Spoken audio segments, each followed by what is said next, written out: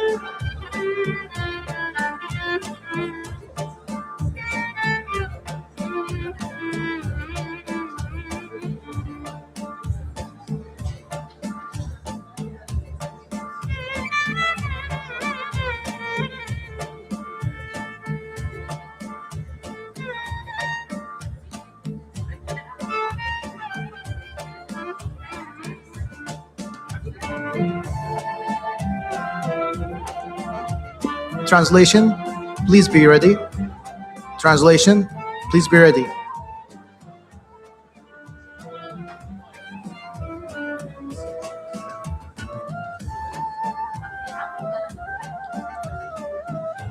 ضيوف الكرام، رجاء الجلوس، سوف نبتدئ بعد قليل. Distinguished guests, please be seated as we will start shortly.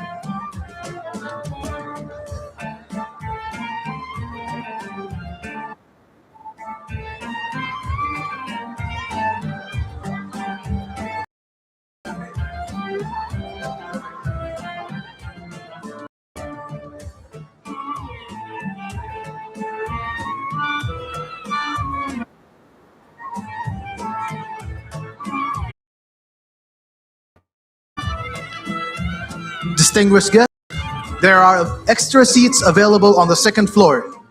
If you cannot find a seat, please move to the second floor where we have extra seatings.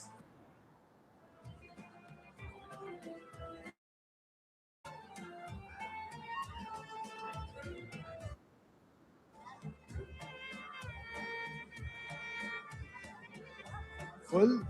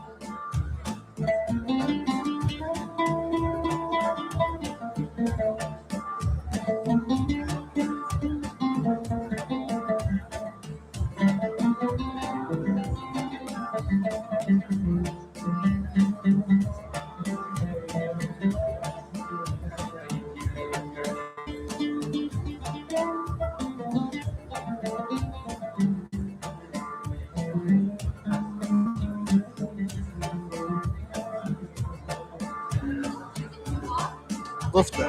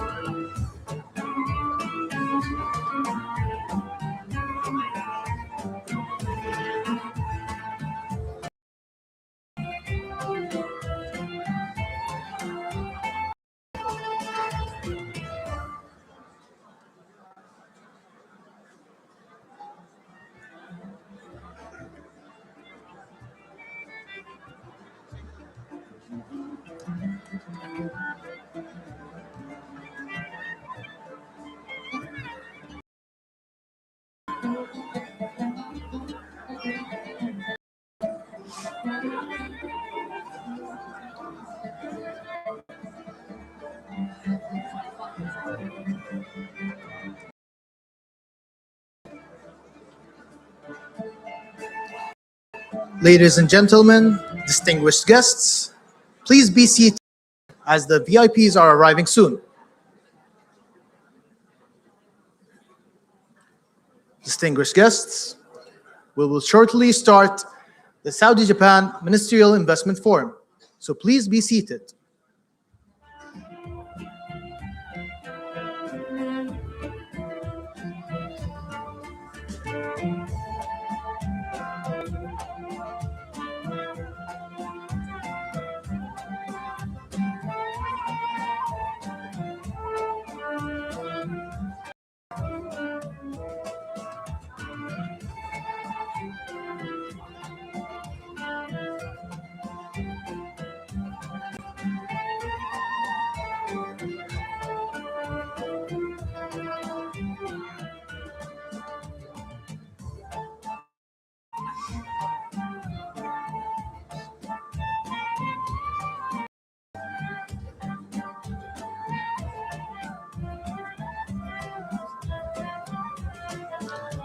Translators, please be ready.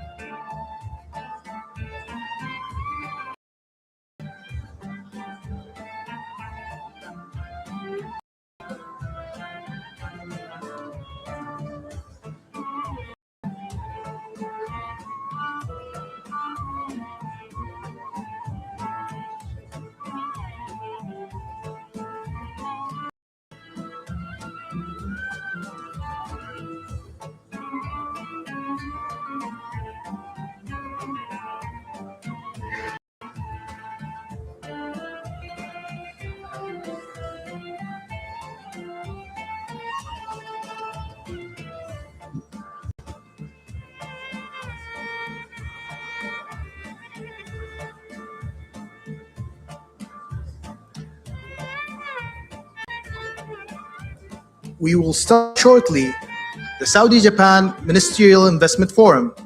Please be seated.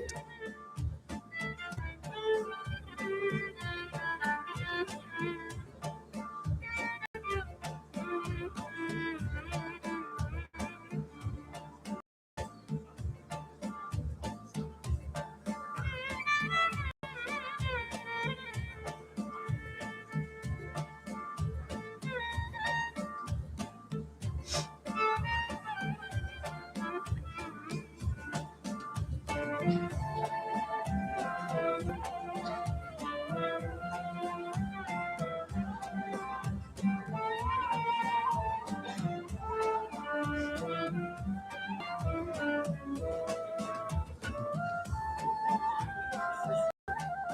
ايش؟ بس كنا خلصت. انا اشوف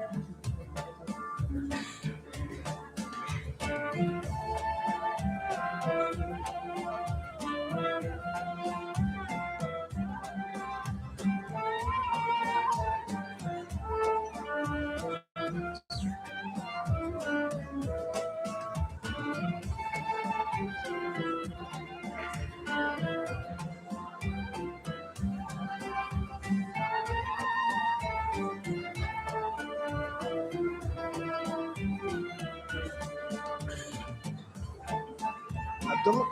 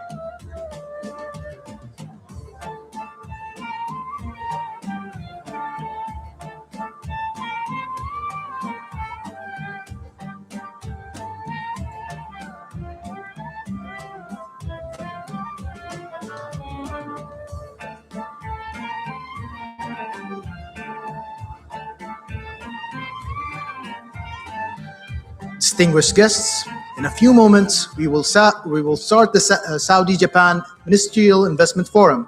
Please be seated.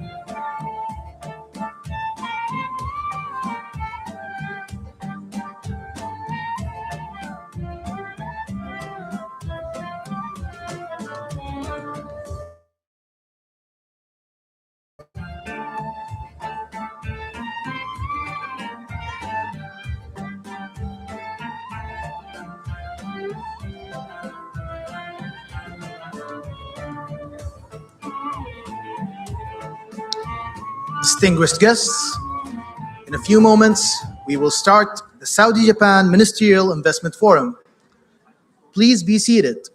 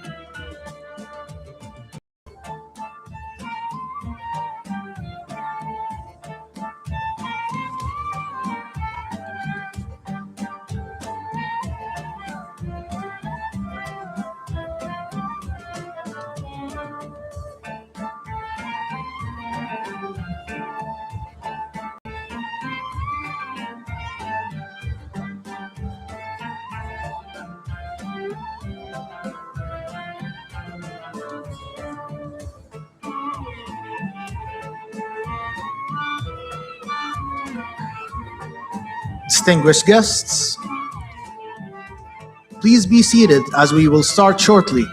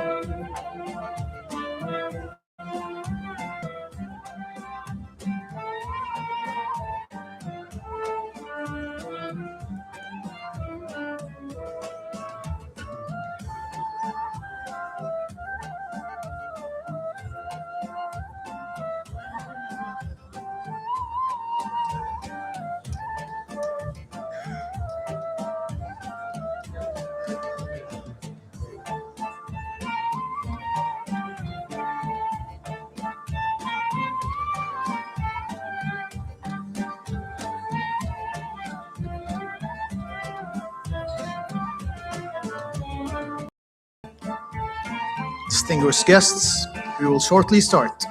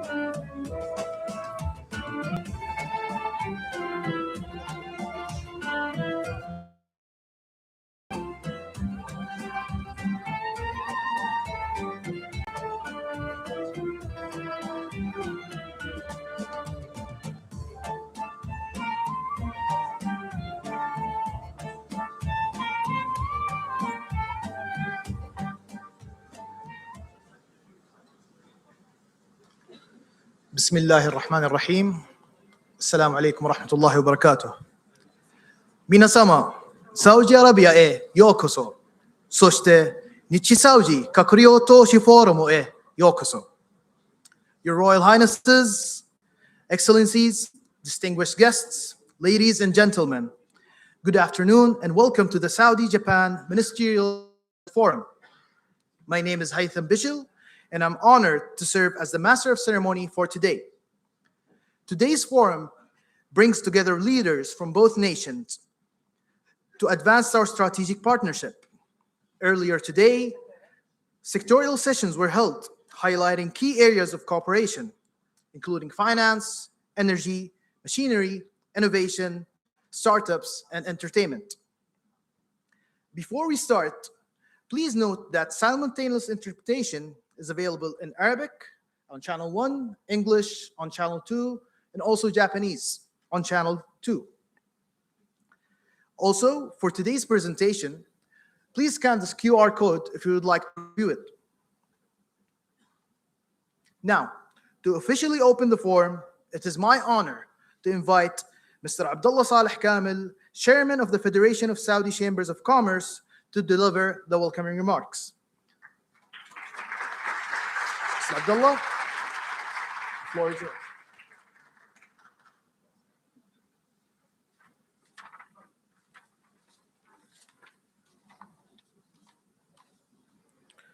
بسم الله الرحمن الرحيم والصلاة والسلام على سيدنا محمد وعلى آله وصحبه وسلم. صاحب السمو الملكي الأمير فيصل بن بندر من سلطان رئيس الاتحاد السعودي للرياضات الإلكترونية، معالي السيد ريوسي أكازاوا وزير الاقتصاد والتجارة والصناعة الياباني، صاحب المعالي المهندس خالد بن عبد العزيز وزير الاستثمار السعودي، أصحاب المعالي، أصحاب السعادة، الحضور الكرام، السلام عليكم ورحمة الله وبركاته. يطيب لي أصالة عن نفسي ونيابة عن مجتمع الأعمال بالمملكة العربية السعودية أن أرحب بكم في اتحاد الغرف التجارية السعودية. لصاحب السمو ولأصحابي والسعادة الاقتصادية بين المملكة العربية السعودية واليابان، وتسعدنا استضافة هذا الاجتماع المهم الذي هو أحد أهم الممكنات لتنمية العلاقات السعودية اليابانية التي تمتد لأكثر من 70 عام. إن الصداقة القوية وتقارب التوجهات وفرص التكامل المتاحة بين المملكة واليابان مكنت بلدينا من إنشاء علاقات اقتصادية قوية، حيث أن اليابان هي الشريك الاستراتيجي الثالث في حجم التبادل التجاري $37 أمريكي في عام 24. لقد دخلت علاقتنا مرحلة جديدة ونوعية بعد زيارة سمو سيدي ولي العهد حفظه الله ورعاه لليابان في عام 2016، التي وضع خلالها حجر الأساس للرؤية السعودية اليابانية 2030.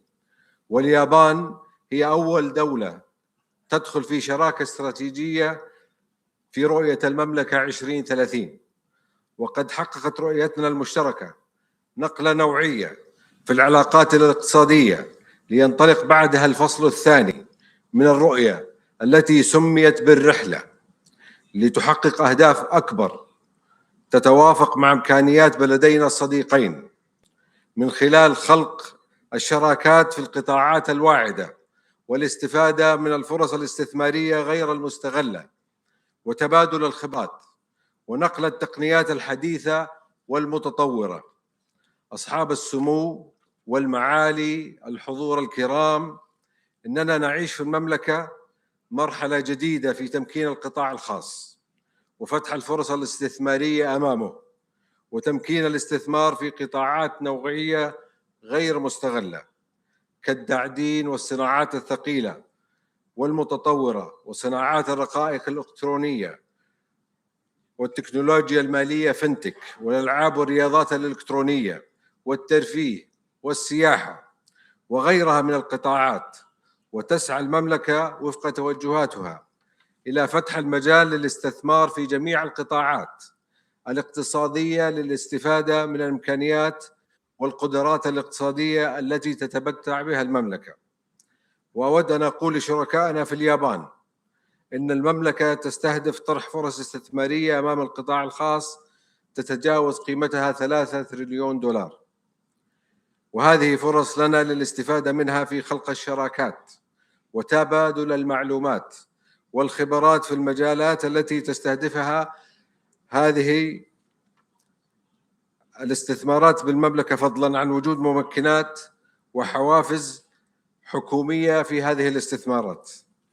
وفي الختام أود أن أكرر شكري لأصحاب السمو والمعالي والسعادة الداعمين للقطاع الخاص السعودي والياباني في تعزيز العلاقات الاقتصادية، والشكر موصول لشركائنا في اليابان على اهتمامهم بإيجاد شراكات نوعية تخدم توجهات رؤيتنا المشتركة، متمنياً أن تسهم جهودنا في تنمية العلاقات بين بلدينا الصديقين. والسلام عليكم ورحمة الله وبركاته.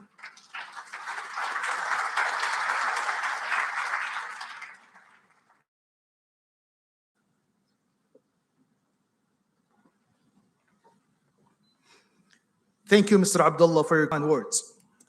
A kind reminder that simultaneous interpretation is available on Channel 1 for Arabic, Channel Japanese.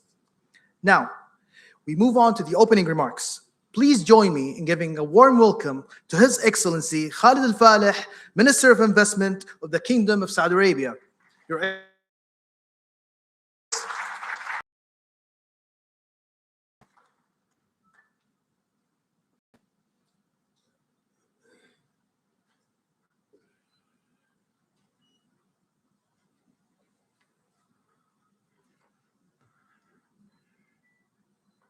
بسم الله الرحمن الرحيم. الحمد لله والصلاة والسلام على رسول الله.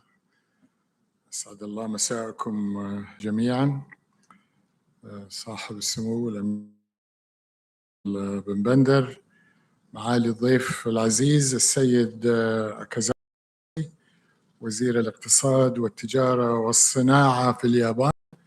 هذه الوزارة يطلق عليها في اليابان ميتي، وهي بكل مقياس الاقتصاد الثالث عالميا ومن أكثر الاقتصادات تأثيراً وابتكاراً وتقدماً.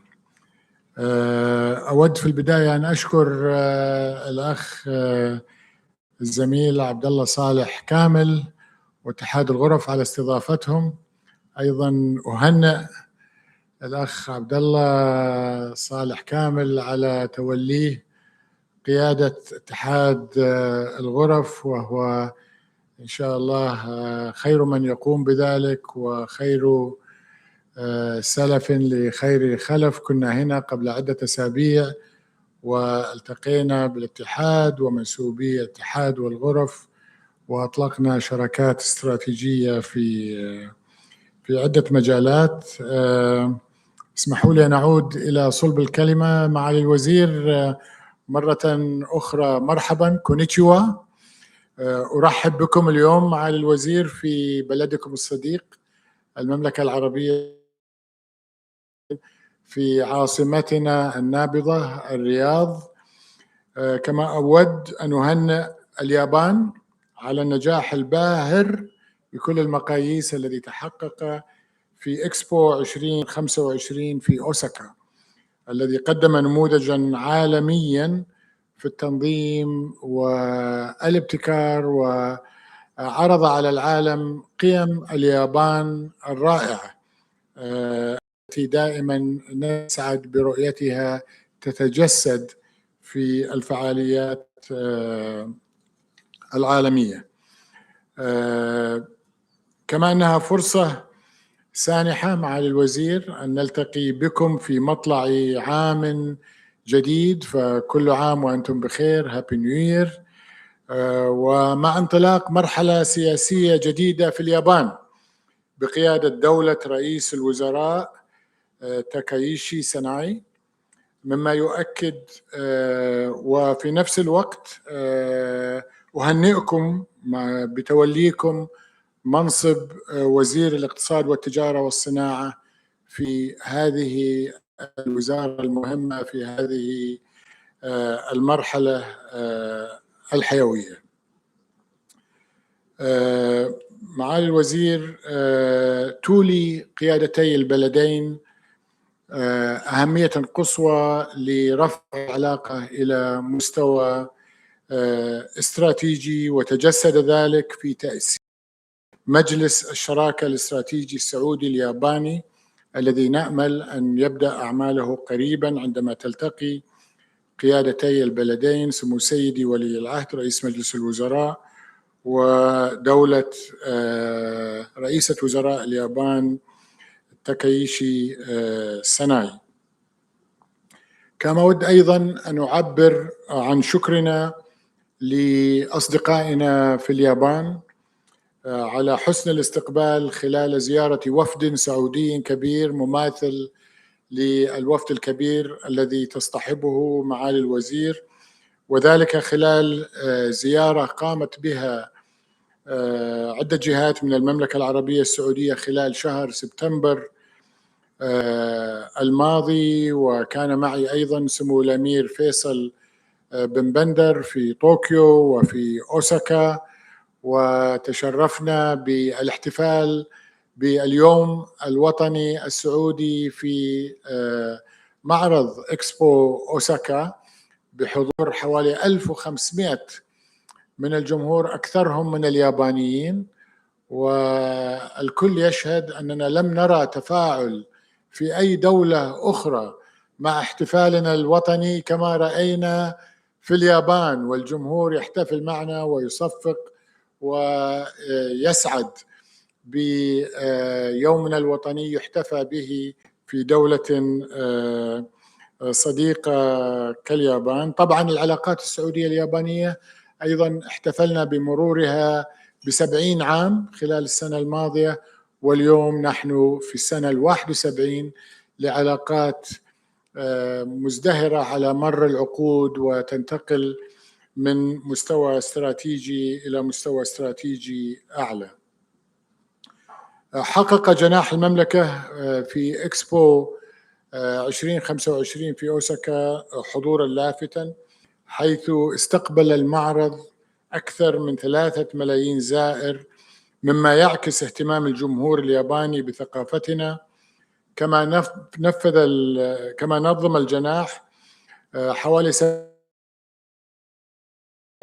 عدة فعالية كل يوم، من بينها 8 فعاليات استثمارية كبرى قادتها وزارة الاستثمار. ونتطلع اليوم ونحن نستعد إلى الإكسبو القادم، إكسبو 2030 هنا في الرياض، إلى أن نبني على ما حققته اليابان. واتفقنا خلال تلك الزيارة إلى اليابان أن نعقد شراكة لنقل التجربة اليابانية الرائعة في إكسبو أوساكا 2025 إلى إكسبو الرياض 2030.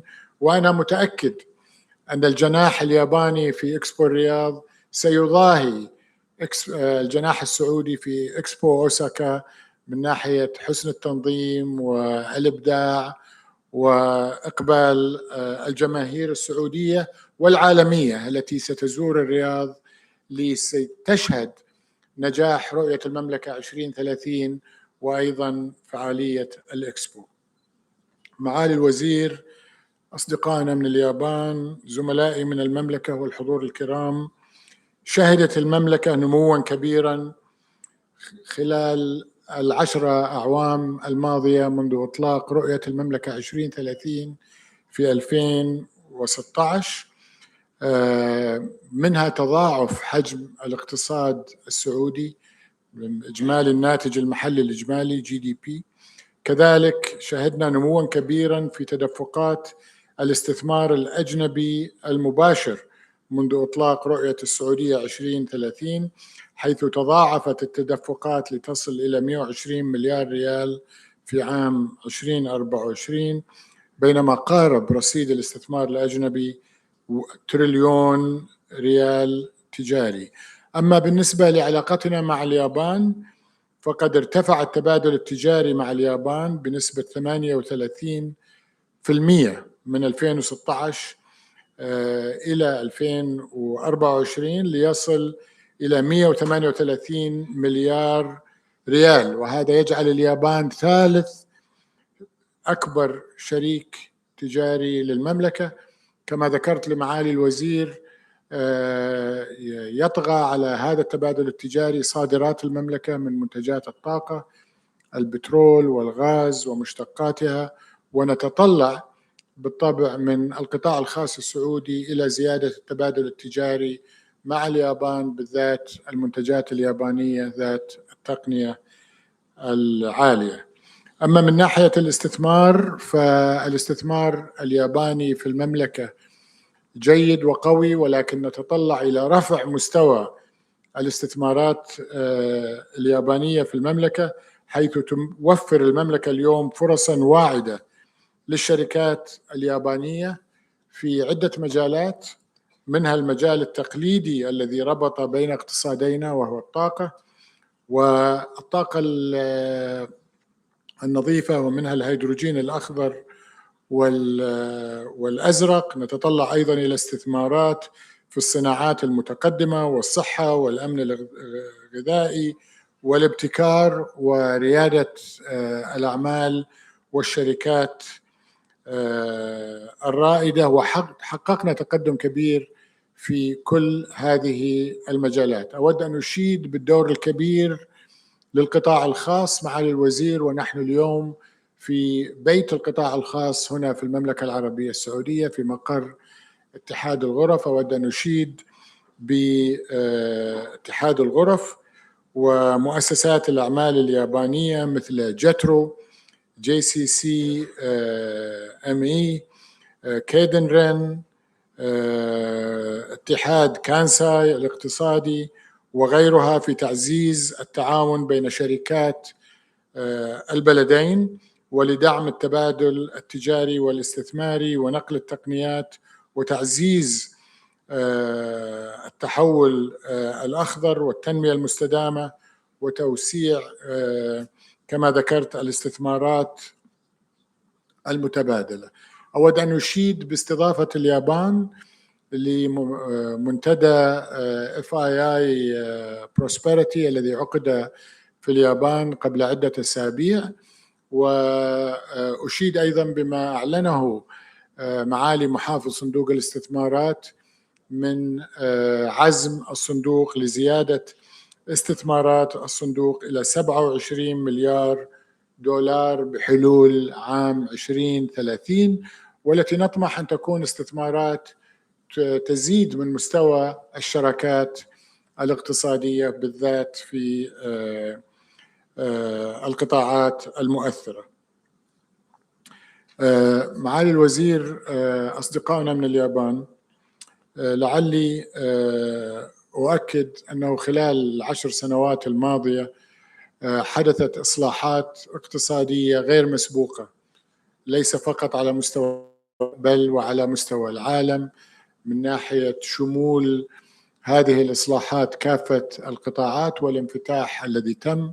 ونحن ندخل هذا العام الجديد عام 2026 لعلي أذكر أن المملكة ستشهد دفعة جديدة نحو هذه الإصلاحات والتحول، حيث سيفتح وتم الإعلان عن فتح سوق العقار لتملك شركائنا من حول العالم، ونرحب بتملك الشركات اليابانية والأفراد اليابانيين لأصول عقارية في المملكة. كما تم الإعلان قبل عدة أيام أنه بشهر فبراير سيتم فتح الاستثمار في سوق المال السعودي بالكامل للأفراد والمؤسسات المالية بدون اشتراطات، وهذا سيعزز مركز سوق تداول المالي، ونطمح بالطبع إلى استثمارات أيضا مالية بالإضافة للاستثمارات المباشرة FDI. نطمح إلى زيادة الاستثمارات والتدفقات لسوق تداول المالي مع إزالة هذه التنظيمات التي كانت قد تعيق بعض المستثمرين. أود أيضا أن أشيد بتواجد الشركات اليابانية اليوم في المملكة. هناك 120 ترخيص استثماري عندنا في وزارة الاستثمار، اختارت 18 منها أن تؤسس مركزا إقليميا بالإضافة إلى ترخيص الاستثمار في المملكة. وأود أن أذكر أن المملكة لم تعد اقتصادا كبيرا نابضا مهما بحد ذاتها، بل أصبحت منصة للاستثمار في المنطقة من أفريقيا إلى وسط آسيا، ولدينا أكثر من 700 شركة عالمية اختارت الرياض كمقر إقليم لها، منها 18 شركة يابانية. وأنا فخور أن شركة ميزوهو كانت من أول الشركات المالية العالمية التي اختارت الرياض كمقر إقليمي. قبل أن أختم أود أن أؤكد أن المملكة ستظل تلعب دورها كالمورد الطاقة المأمون والموثوق لليابان، بما في ذلك مشاريع الطاقة النظيفة التي أطلقت وصدرت المملكة أول دولة تصدر لليابان الهيدروجين الأزرق، وسنصدر قريبا الهيدروجين الأخضر من أكبر مصنع الهيدروجين الأخضر في نيوم شركة أكوا باور. ولكن أيضا نتطلع إلى تحويل الاستثمارات من مجال الطاقة أيضا لتشمل التعاون في الابتكار والاستثمار الجريء والصحة ومجال الألعاب الإلكترونية التي سيتحدث عنها عرابها في المملكة الأمير فيصل بن بندر بن سلطان. ختاما، معالي الوزير والأصدقاء والأخوة الكرام، أود أن أؤكد أننا فخورون جدا مما تحقق مع اليابان خلال ال7 عقود الماضية، ولكن نعتقد أنه مجرد القاعدة والأساس لمستقبل واعد مبني على ما سيقوم به مجلس الشراكة الاستراتيجي الذي سيعمل قريبا بقيادة سمو سيدي ولي العهد ودولة رئيس الوزراء، وأيضا مجلس الأعمال الذي يقوده الأخ طارق القحطاني والتشيرمان اوف ميزوهو، وله دور كبير في دفع سلسلة قادة الأعمال للانتقال بما نقوم به إلى مرحلة جديدة. أشكر أصدقائنا اليابانيين على شراكتهم والتزامهم، وبالذات معالي الوزير كازاوا ريوسي وزير الاقتصاد والتجارة والصناعة في اليابان الذي يشرفنا اليوم بعد عدة أسابيع من توليه منصبه. وأرحب بكل أصدقائنا من اليابان دائما في المملكة، البلد الصديق لهم، وادعوهم لاستغلال هذا المنتدى والجلسات الجانبية التي تمت لتعزيز العلاقة القوية التي تربط بلدينا. دومو أريغاتو غوزايماس.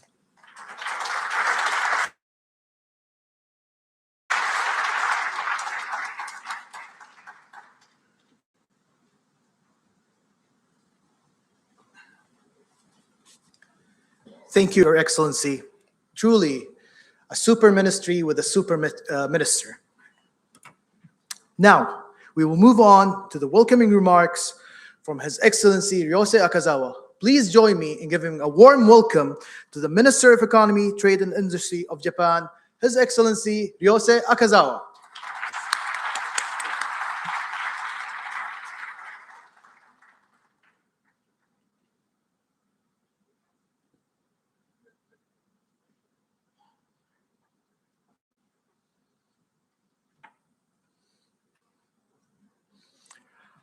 Assalamu alaikum。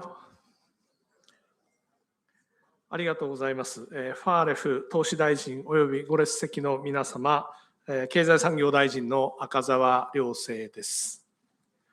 昨年は、関税交渉で米国ばかり訪問しておりましたが、新しい年の初めての外遊先として、我が国の古くからのですね、本当に親しい友人であり、最も重要なパートナーの一つであるトランプ大統領も大好きなサウジアラビアを訪問できて大変嬉しく思います。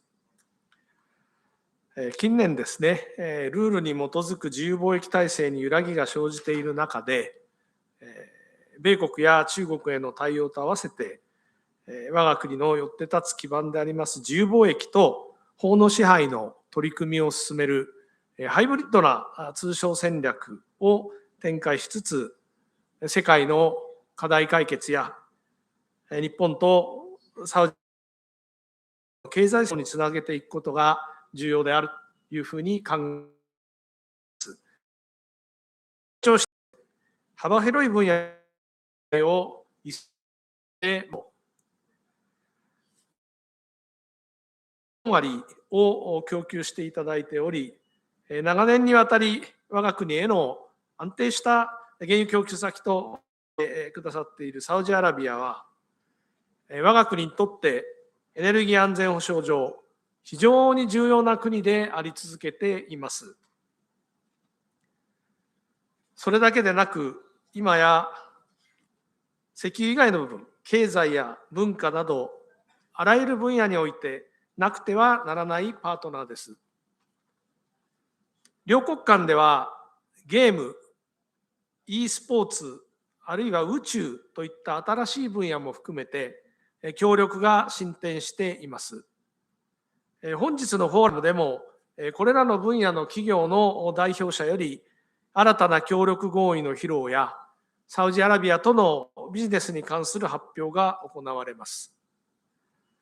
昨年12月に東京で開催をされました FII プライオリティエイジャサミットにおいては、高市総理から大変人気のあるアニメであります進撃の巨人のセリフで日本への投資を呼びかけました。日本政府は危機管理投資として AI、半導体、宇宙、あるいはコンテンツなどのですね、17戦略分野を定め、官民の積極投資を進めています。日サウジアラビア両国が世界共通の課題解決に資する製品、サービス、インフラを提供することにより、共に成長し、発展をするためにこうした分野での相互投資を加速させたいと考えています。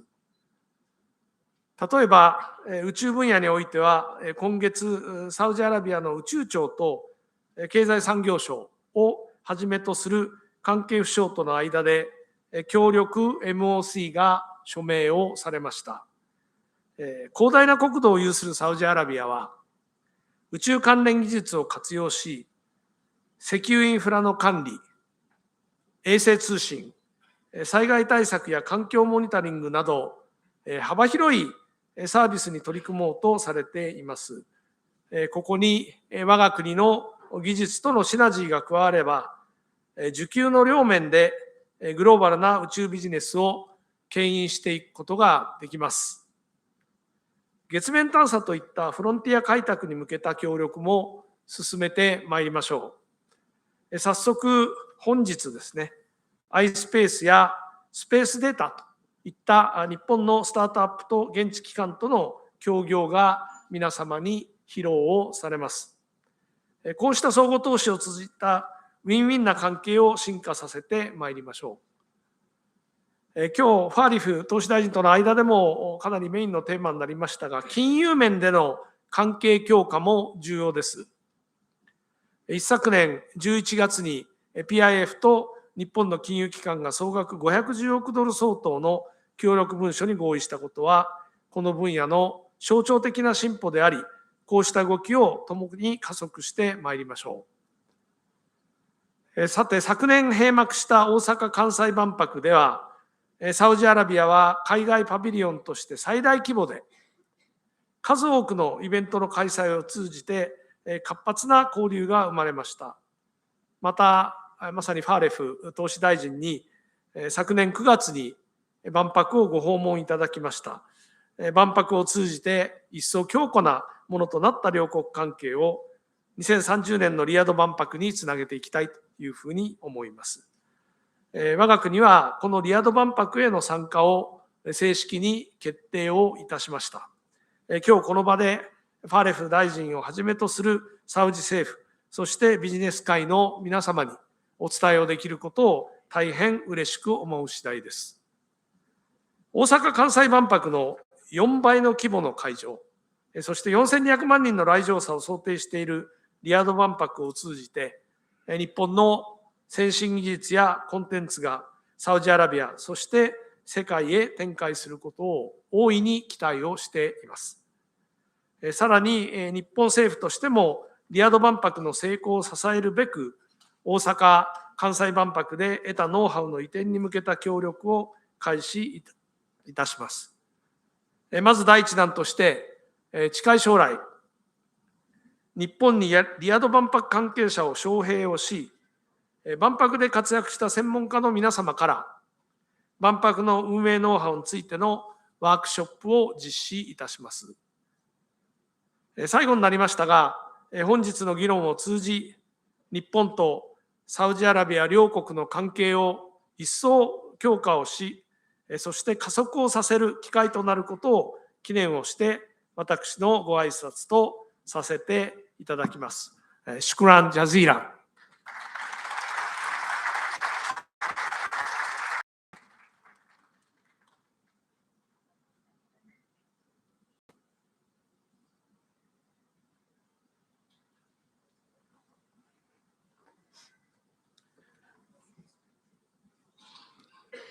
Thank you, Your Excellency. I believe that I can speak for my fellow countrymen when I say that we also feel strongly about the bond between Japan and Saudi Arabia. We will now turn to our keynote address.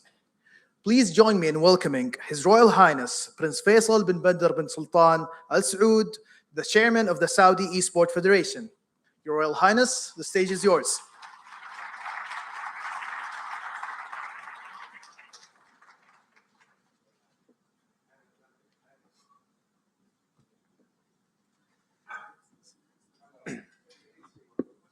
السلام عليكم ورحمة الله وبركاته. أصحاب السمو، أصحاب المعالي والسعادة، معالي الوزراء، السيدات والسادة. يسرني أن أكون معكم اليوم في هذه الطاولة المستديرة السعودية اليابانية التي تجمع التي تجمع قادة من القطاعين الحكومي والخاص في وقت تدخل فيه شراكتنا مرحلة مهمة ومفصلية. كيو كوكو ني كورو كوتو غا ديكيتي توتيمو اوريشي ديس. أريغاتو غوزايماس.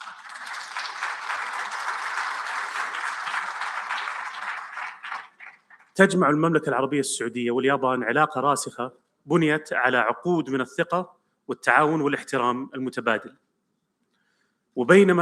وبينما شكل قطاع الطاقة والصناعة محوراً أساسياً في علاقتنا على مدى السنوات الطويلة، فإن تركيزنا اليوم يمتد ليشمل قطاعات مستقبلية تعكس طموحات المملكة ولا سيما فئة الشباب. ويعد قطاع الألعاب والرياضات الإلكترونية من أكثر هذه القطاعات حيوياً وديناميكية. في إطار رؤية المملكة 2030 تشهد المملكة تحولاً اقتصادياً واجتماعياً شاملاً. نعمل على تنويع اقتصادنا والاستثمار في الابتكار وبناء صناعات قادرة على المنافسة عالمياً. ويعد قطاع الألعاب والرياضات الإلكترونية جزءاً استراتيجياً من هذه الرحلة، إدراكاً لدوره كمحرك للنمو الاقتصادي وتنمية المهارات الرقمية وتعزيز الابتكار والارتباط العالمي. وتعد اليابان شريكاً طبيعياً ومقدراً للغاية في هذه المجال، فقد أسهمت الشركات المبدعون اليابانيون على مدى عقود في تشكيل الصناعة الألعاب العالمية ووضع معايير رائدة في السرد القصصي والتصميم والتقنية. وكان لهذه الإسهامات أثر ثقافي عميق حول العالم بما في ذلك المملكة العربية السعودية. ومن خلال تعزيز التعاون بين بلدينا يمكننا خلق فرص جديدة تمتد عبر مجالات التطوير والنشر وتشغيل البطولات الإلكترونية وتنمية المواهب. وقد بدأ هذا النهج التشاركي يترجم فعلا إلى خطوات عملية، إذ تعمل الجهات السعودية عن كتب مع نظيرنا اليابانية لدعم دخول الأسواق وتشجيع الاستثمار وبناء منظومات مستدامة لقطاع الألعاب في المنطقة. وتتوافق هذه الجهود مع أعمال وزارة الاستثمار ووزارة التجارة في تمكين نمو القطاع الخاص وتعزيز الشراكات طويلة الأمد. كما تمثل الرياضات الإلكترونية منصة قوية للتواصل الدولي، فقد أظهرت الفعاليات العالمية التي تستضيفها المملكة مثل كأس العالم للرياضات الإلكترونية كيف يمكن المنافسة أن تجمع اللاعبين والأندية وصناع المحتوى والجماهير من مختلف أنحاء العالم. وقد أبرزت المشاركة اليابانية في الفعاليات الدولية الأخيرة التي أقيمت في الرياض مستوى التميز التنافسي وقوة مجتمع الرياضات الإلكترونية في اليابان. وأود أن أختتم بتأكيد التزام المملكة بتعميق شراكتنا مع اليابان، فنحن ننظر إلى قطاع الألعاب والرياضات الإلكترونية ليس فقط كصناعة بل كجسر يربط بين الثقافات والاقتصادات والشعوب. وكما قيل مهما ابتعدت المسافات يبقى الاحترام طريق اللقاء، ويظل التعاون لغة نفهم بها بعضنا فتدوم الصداقة. ومن خلال التعاون المستمر يمكننا رسم مستقبل مشترك يخلق الفرص ويحفز الابتكار ويعزز الروابط بين بلدينا. شكرا لكم وأتمنى لكم نقاشا مثمرا ومتطلعا إلى المستقبل.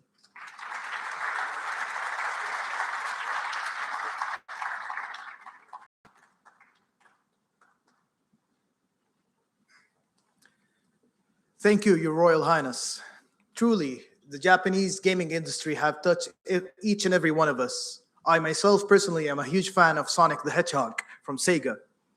Now, we will proceed to a segment highlighting the Saudi-Japanese business relations. Please welcome with me Mr. Tariq Abdulhadi Al-Qahtani, the co-chairman of the Saudi Arabia-Japan Business Council. Mr. Tariq, the stage is yours.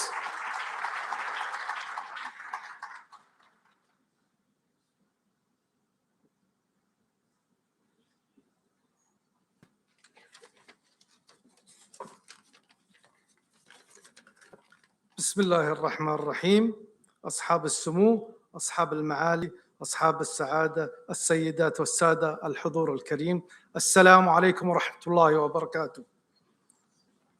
يسرني أن نلتقي بكم اليوم في هذا المنتدى المهم الذي جسد عمق العلاقات بين المملكة العربية السعودية واليابان. كما يشرفني في البداية أن أهني سعادة الأستاذ عبد الله صالح كامل بمناسبة توليه رئيسا للاتحاد الغرف السعودية في دورته الجديدة، متمنيا له بالتوفيق والنجاح.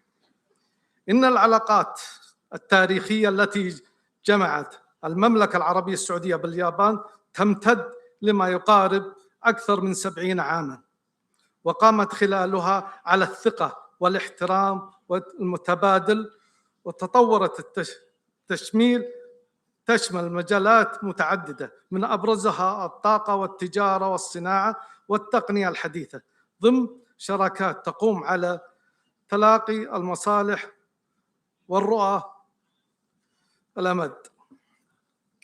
وفي الجانب التجارة، في جانب التبادل التجاري، نشير أحدث مؤشرات إلى أن حجم التبادل التجاري بين البلدين في عام 2024 بلغ 36.5 مليار دولار أمريكي، حيث بلغت صادرات السعودية إلى اليابان نحو 28.3 مليار دولار، مقابل صادرات اليابان إلى السعودية تقارب 8.5 مليار دولار.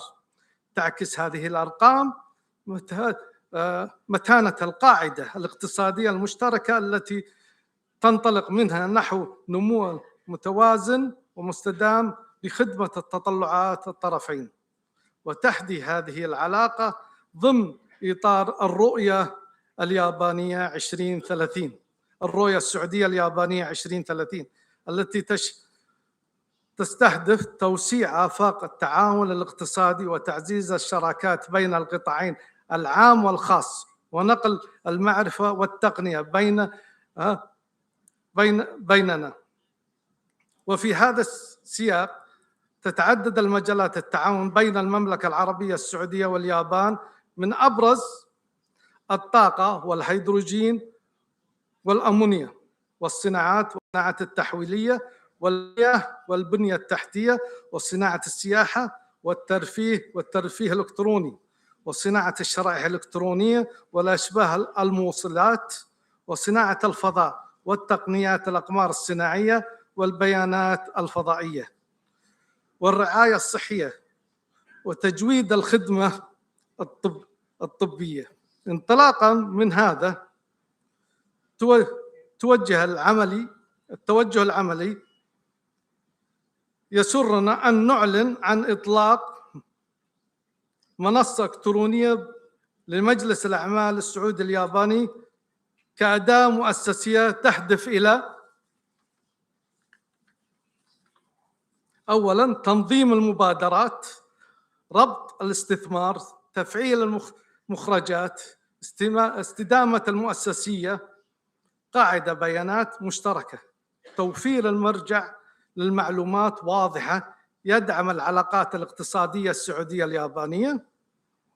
متوجة لهذه الجودة تم الاتفاق بين الجانبين في مجلس الأعمال السعودي الياباني على وثيقة عمل مشترك بوصفه إطار نظاميا للتعاون والتحقيق من الفوائد، وأبرزها تحديد أولويات التعاون بشكل واضح، تنظيم العمل المشترك، انتقال من الحوار العام إلى تخطيط مرحلي للمشاريع، منح القطاع الخاص وضوحا أكبر حول المسارات التعاون، ضمان استمرارية التعاون ضمن إطار مؤسسي طويل المدى. وختاما نوجه بالشكر لشركائنا الجانب الياباني GCC مي، ونثمن جهود وزارة الاستثمار وهيئة السعودية للتسويق والاستثمار واتحاد الغرف التجارية، ونؤكد التزامنا بمواصلة العمل لتعزيز هذه الشراكة، ويسعدنا دعوة أصدقائنا اليابانيين لزيارة المشاريع الرؤية الكبرى، لنرسم معا مستقبلا أكثر تعاونا واستدامة. والسلام عليكم ورحمة الله وبركاته.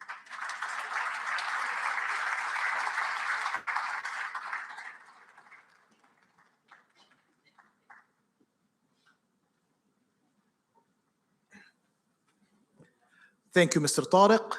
I believe this new platform will serve a key milestone in the relationship of our two nations to improve it economically and also as a friendship. We will now move on to our next speaker. Please extend a warm welcome to Mr. Seiji Imai, the co-chairman of the Saudi Arabia-Japan Business Council. Mr. Seiji, the floor is yours.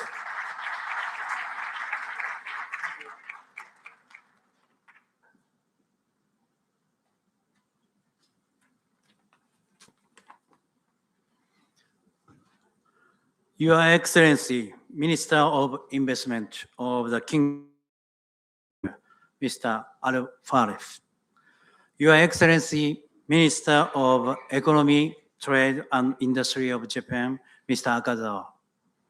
Distinguished guests in attendance today, Assalamu alaikum. Good afternoon.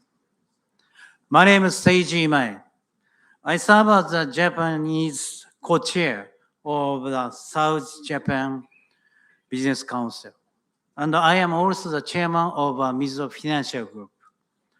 It is a tremendous honor to address you today in front of those who hold the future of our two nations. After the 19th Japan-Saudi Business Council meeting held last January, for the first time in 5 years due to the COVID-19 pandemic, my Saudi co-chair, Mr. Kaftani, and I have been reflecting on how to turn the enthusiasm born at that meeting into concrete actions. To further deepen the business relationship between our two nations, we have agreed on specific forms of collaboration. Today, I'd like to take this opportunity to share those with you. We have identified 7 priority areas where cooperation between Japan and Saudi Arabia should be advanced, and decided to initially focus on the 3 of these areas. Today, under the theme of Topic 1, Japan's new growth strategy and Saudi Vision 2030, we will shed light on 3 of these priority areas. The first area is technology and innovation. From artificial intelligence, so-called AI, and cybersecurity, to biotechnology and space exploration. These fields hold the potential to revolutionize our societies, enrich people's lives, and inspire dreams for future generations. From the ground to our space, the possibilities are limitless. Second area is healthcare and medical technology. The health and well-being of every individual are the most precious asset of the nation and the foundation of societal development. By jointly pursuing innovative solutions that leverage cutting-edge medical technology, we can create a brighter future for the people of both our countries. The third area is entertainment, creative economy, and esports. Culture is the most beautiful bridge that transcends borders and languages, connecting people's hearts. Its importance will only grow in years to come. in particular, fields such as entertainment and esports hold the potential to foster unprecedented mutual understanding and friendship among the young generations who will lead the future.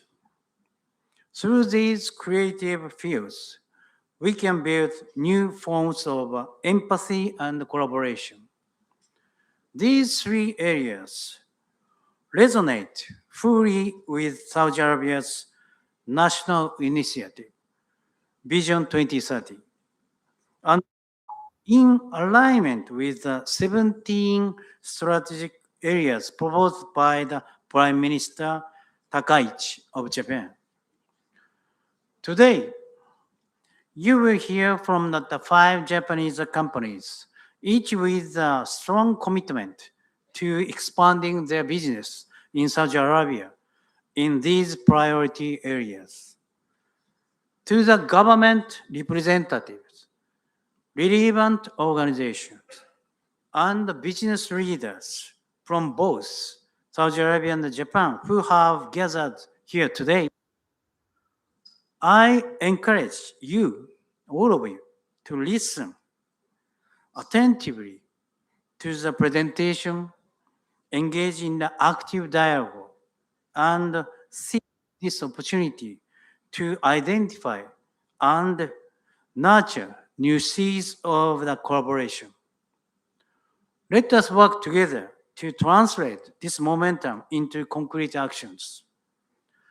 I sincerely wish for the success of today's meeting and hope that this occasion will serve as a catalyst for our partnership to contribute not only to the economic development of both nations, but also to the realization of a sustainable future for the region and the world at large.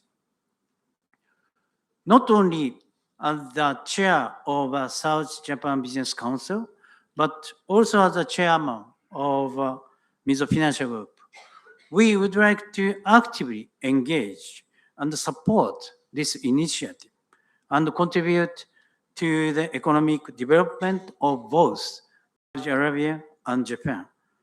This concludes my remarks. Thank you very much. Shukran jazeelan.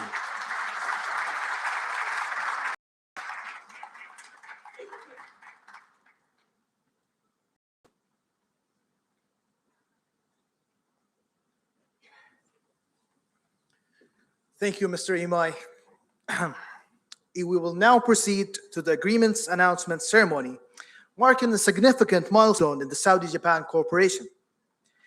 May I kindly invite His Excellency Khalid Al-Falih, Minister of Investment, and His Excellency Ryosei Akazawa, Minister of Economy, Trade and Industry of Japan, to the stage to witness the exchange ceremony.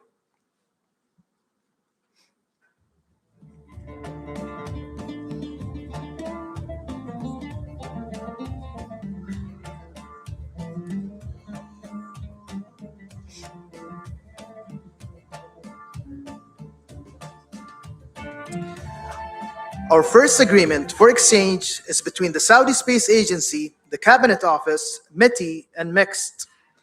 May I also kindly invite His Excellency Abdullah Swaha, Minister of Communications and Information Technology, to join both His Excellency Khalid Al-Falih and His Excellency Ryosei Akazawa on the stage for the agreement exchange.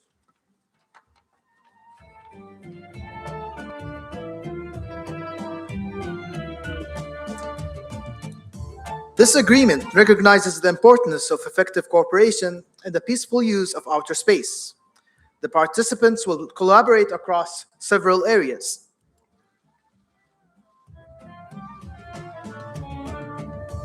Thank you, Your Excellency Swaha.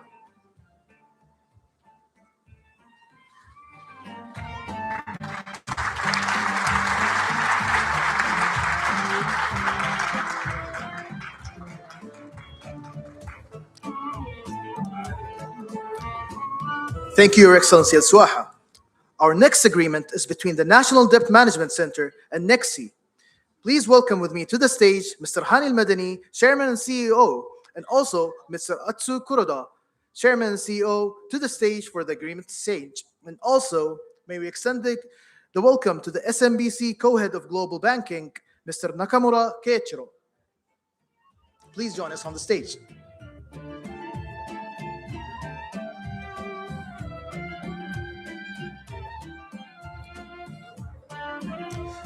This agreement represents a key milestone, with Nexi underwriting a 1.5 billion USD loan insurance to support water and energy sector procurement.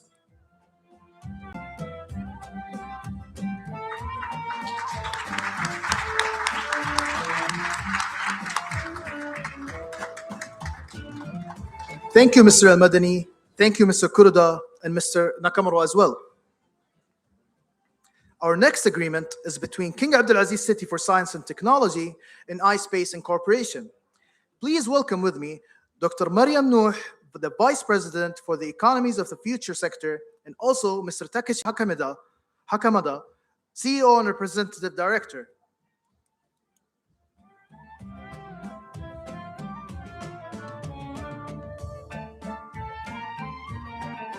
This agreement enables collaboration between CAST and iSpace in lunar exploration technologies.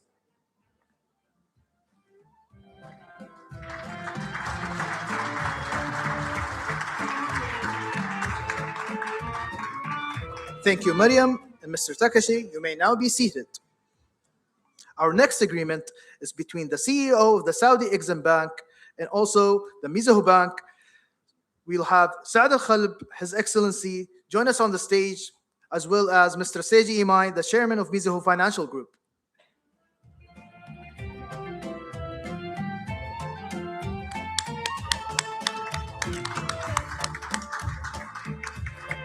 This agreement supports cross-border trade and investment between Japan and Saudi Arabia.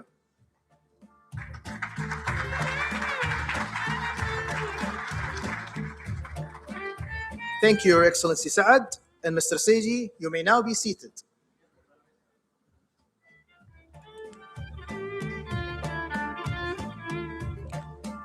Our next agreement is between NADIC and EF Polymer.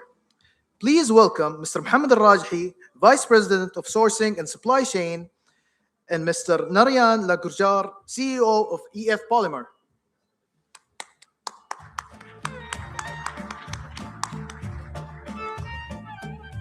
NADIC will field test EF Polymer soils conditioning technology to support long-term collaboration.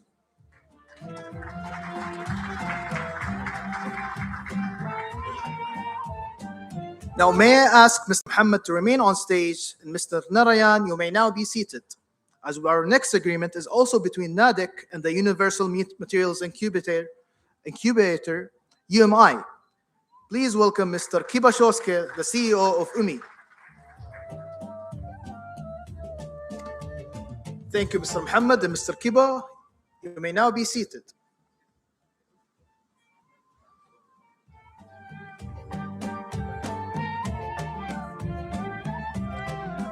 Mr. Muhammad, if you may join us on the stage again, I'd appreciate it.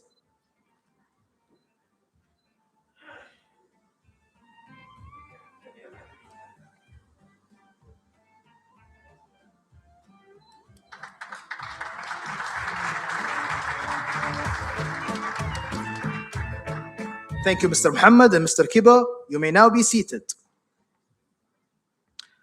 Our next agreement is between Al Hassan Education and Training Group and Sprix.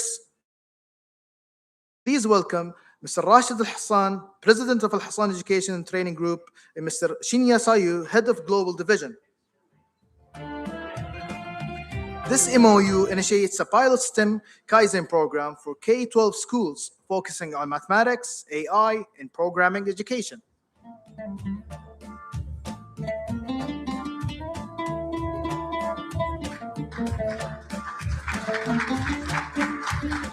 Thank you, Mr. Rashid and Mr. Shinya. You may now be seated. Our next agreement is between AET Petroleum and Location Mind. Please welcome with me Abdurrahman Al-Migran, CEO of AET Petroleum, and Mr. Nauki Kiritani, CEO of Location Mines.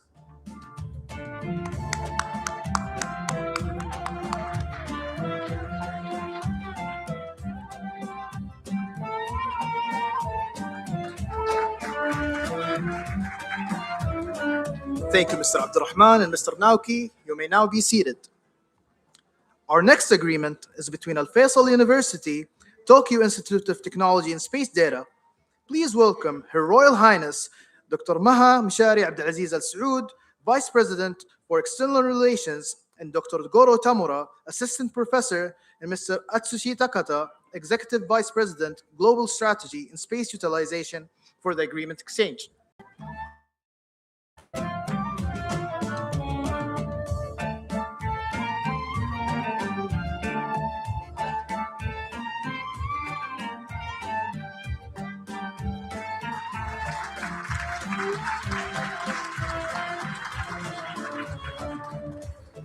Thank you. May I kindly ask you to... Our next agreement is between Tulip Technologies and Kawasaki Robotics. Please welcome Mr. Abdullah Sinna, CEO of Tulip Technologies, and Mr. Ihab Al-Attabi, Regional Sales Manager.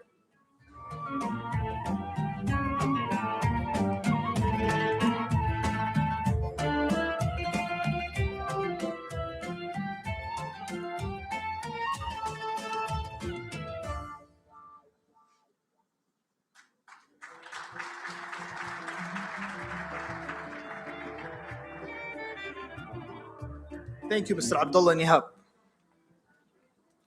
Our next agreement is between Beta Tech and DJ Takano. Please welcome Mr. Fawzan Al-Ayyaf, the General Manager of Beta Tech, and Mr. Alexander Nadinov, General Manager of DJ Takano.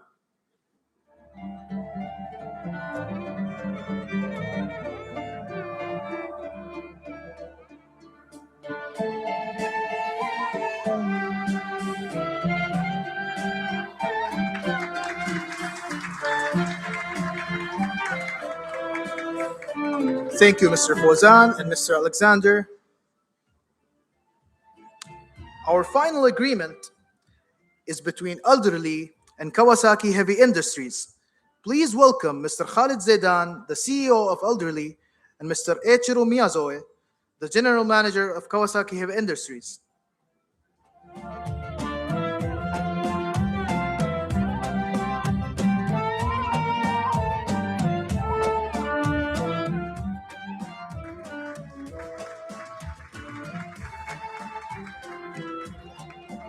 Thank you, Mr. Khalid, Mr. Eiichiro.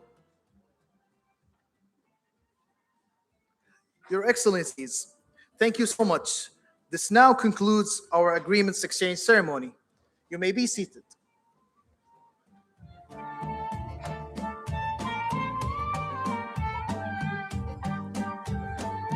Our next section will begin shortly, which is the panel discussions, which will revolve around 2 sessions. So please remain seated for the next segment, which is the panel discussion.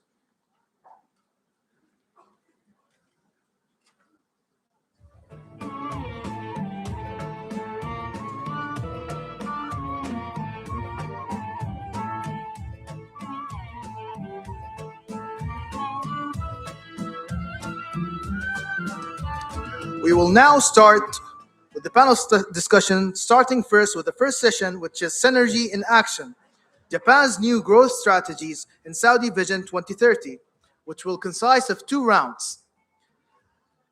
Starting with the first round, our moderator will be Snowfal Rakan, the Vice Chairman of the Saudi-Japan Business Council.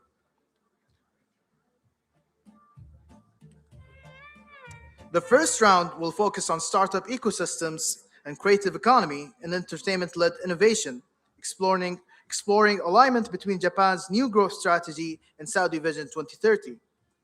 The second round will shift to artificial intelligence, space, and digital technologies, examining opportunities for commercialization, scale-up, and cross-border partnership. Ms. Snowfal Rakan, welcome to the stage.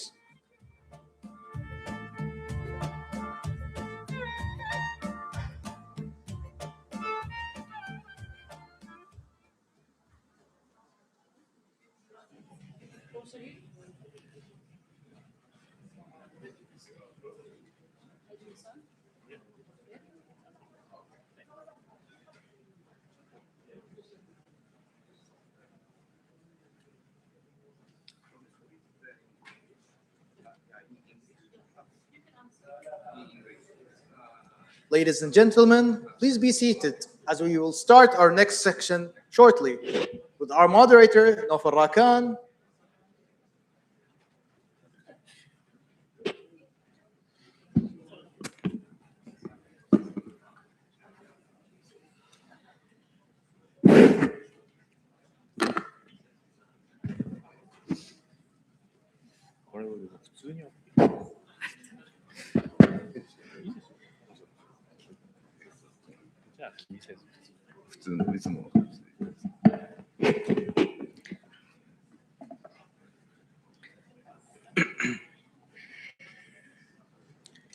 Your Excellencies, distinguished delegates, ladies and gentlemen, welcome to the Saudi-Japan Ministerial Investment Forum.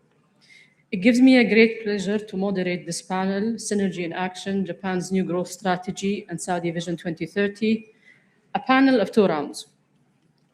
In the first round, we will discuss startup ecosystems, entertainment, and creative economy collaboration between Saudi Arabia and Japan. This panel is about how we move from interest to execution.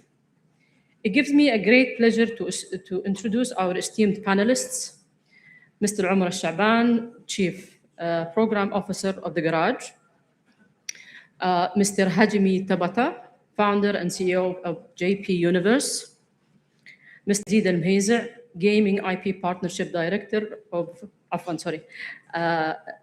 Gaming IP Partnership Director of Gidea. And lastly, Mr. Tomoya Ogawa, COO and CFO of Get Wrapped Up. Why this collaboration matters now? Japan and Saudi Arabia are both at strategic inflection points. Japan has deep IP, technology excellence, and global cultural influence. Saudi Arabia has rapid ecosystem growth, bold investment, youthful population led by Vision 2030. The creative economy is no longer a soft power only.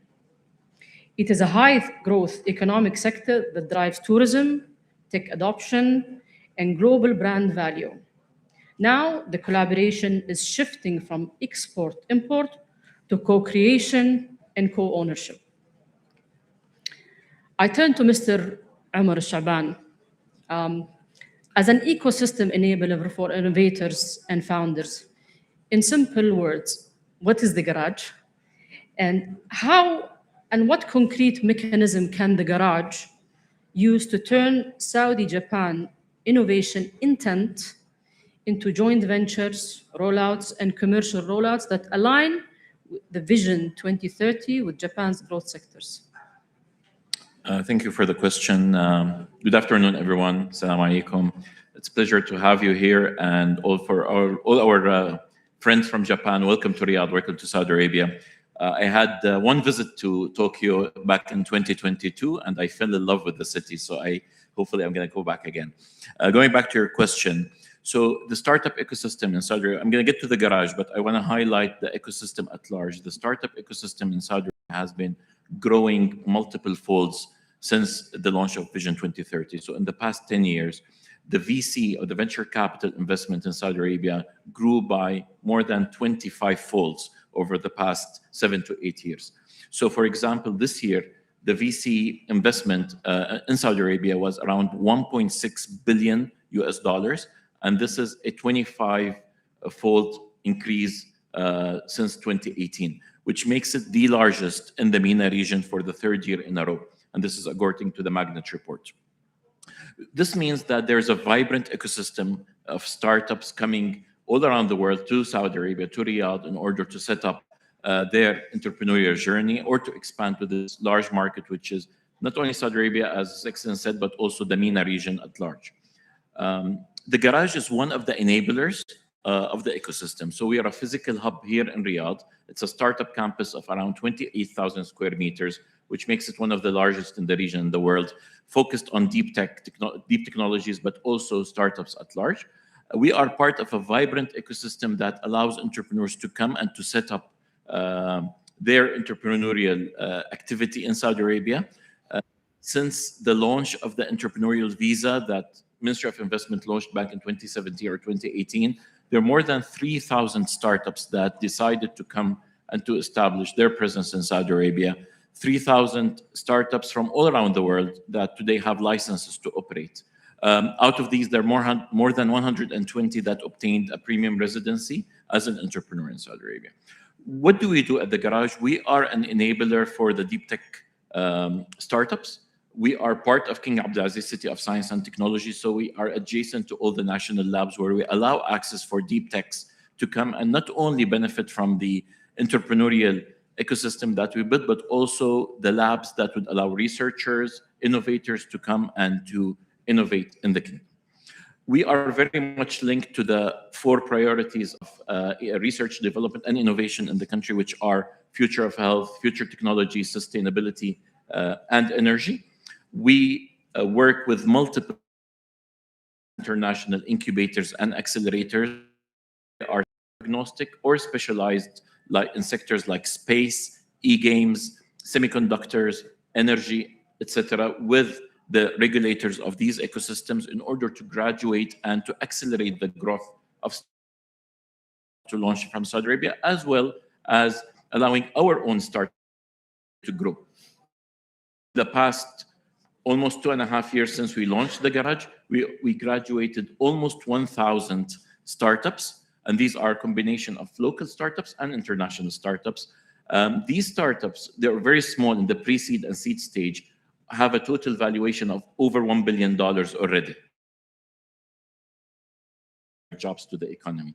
So we work as a catalyst for the ecosystem. We realize when a Japanese startup wants to come in to the market, they need to have an environment that are similar in nature. They want to understand how entrepreneurship work in Saudi Arabia. We try to bridge that gap between entrepreneurs who want to enter the market and to create a very easy soft landing spot for them in the kingdom. And I'm happy to elaborate more on the projects later on.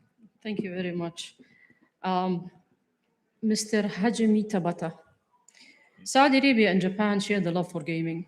How do you envision your journey to create a global IP in Saudi Arabia through your independence journey, as you call it, after a very rich experience in Final Fantasy for many years?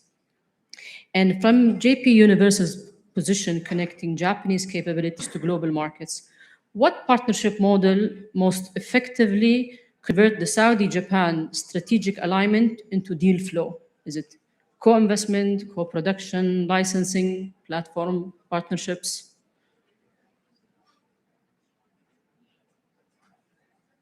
Hi, thank you so much. 日本のゲームクリエイターの田畑はじと申します。皆さん今日はよろしくお願いします。こんにちは。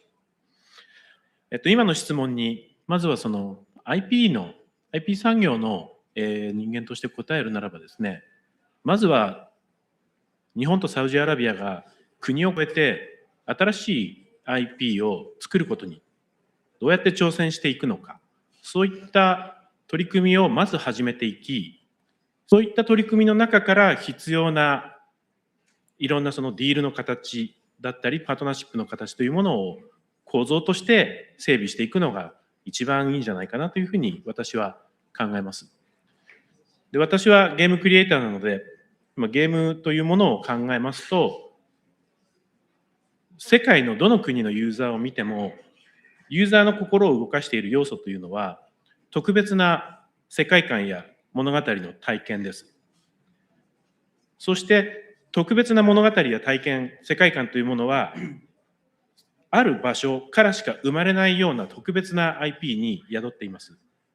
そうすると、まず日本とサウジアラビアが主にゲームにおいてパートナーシップを構築していくために必要なことというのは、サウジアラビアでしか作れなくて、サウジアラビアからしか生まれない新しい IP を日本のゲームクリエイターも一緒に参加をして作り、取り組み、それを結果として世の中のたくさんのユーザーに届けていくということをする必要があると思います。で、これらの成功の測定の方法というのは、実際に特別な世界観や物語を持つサウジアラビアのオリジナルのゲーム IP というものがちゃんと形になっているかどうかを見るということに尽きると思います。でもう一つ今伺ってくださった私がオリジナルのゲームをこのサウジアラビアで作っていくことをどのように考えているかという点で、お話ししますが、私はこれまで日本のゲームクリエイターとして特別な世界観と物語を持つ、そういったゲームを作ってきました。長年ここにいる皆さんもご存知な方多いかと思いますけれども、ファイナルファンタジーというシリーズの開発に長年携わってきました。そして私自身の代表作となるファイナルファンタジー15のプロデュースを行い、世の中にそのゲームを出してから次なる挑戦のために独立をしました。で、私にはそのファイナルファンタジーで培った特別な世界観を構築するノウハウ、そして特別な物語や体験を設計するノウハウ、さらには IP をちゃんとグローバルのユーザーに届けて、グローバル IP にしていく構築ノウハウというものがあります。で、一方で、このサウジアラビアという場所には、他の国にはない特別な歴史、文化、そして未来に対するビジョンと実行力というものがあります。で、私はこの2つを掛け合わせることで、まだ私がこれまで生み出したことのない新しい砂漠というモチーフを使った世界観を持つ新しいゲーム IP を作り出せるというふうに考えています。Thank you. Mr. Yazid Al-Mehzeh, Gaming IP Partnership Director of Qiddiya. First, congratulations on the launch of Six Flags in Qiddiya. Thank you. My experience with Six Flags was in Los Angeles back when Adrenaline Rush was fun, not anymore. Saudi Arabia builds the next generation of entertainment and experience destinations. How can Qiddiya partner with Japanese creators and technology leaders to deliver globally competitive IP and immersive experiences and operational excellence whilst developing local talents and supply chain? Thank you for the question. First of all, good afternoon, everyone, and thank you for inviting me to be part of this esteemed panel. I think I'll start, for example, with Qiddiya and the philosophy of Qiddiya. Qiddiya was its first city to be built on the philosophy of play. It's being built with one clear vision for it to be the global capital for entertainment, sports, and culture. And as you mentioned, alhamdulillah, on December 31st, we opened our doors to Six Flags Qiddiya City, which is the first asset of more than 70 plus assets that are going to come. And I think Six Flags Qiddiya City is an example of how we approach our partnerships with global IPs. We did not just bring Six Flags and it kind of just brought them to Qiddiya City. The collaboration was built on working together and building something new that is tailored to the Saudi and Saudi culture, and providing experiences that have never been seen before, even in other Six Flags around the world. I used to live in Los Angeles as well, so I've experienced Six Flags there, and I can tell you, for anyone who has not visited Qiddiya Six Flags until now, I hope you have the chance to do so very soon. When it comes to Japan specifically, you can arguably say that Japan is a IP engine, one of the strongest IP engines in the world, specifically when it comes to sectors within gaming, entertainment, anime, and interactive experiences and storytelling. And Tabata-san is an example of that amazing experience in interactive storytelling and gaming. I remember when we had a chance to host JP Universe at Qiddiya a couple of weeks ago. My team was very exciting, knowing who Tabata-san is and the experience and what he's done for gaming, the gaming sector. So what we want to do when we work with Japanese IPs is to not import the IPs and that's it. We want to basically co-create with the IPs and work together and bring something, build a new IP that is tailored for the region, but also for the world. But at the same time, when we approach any IP partnerships, it's not a transactional partnership. It's something built long-term collaboration, a long-term strategic partnership.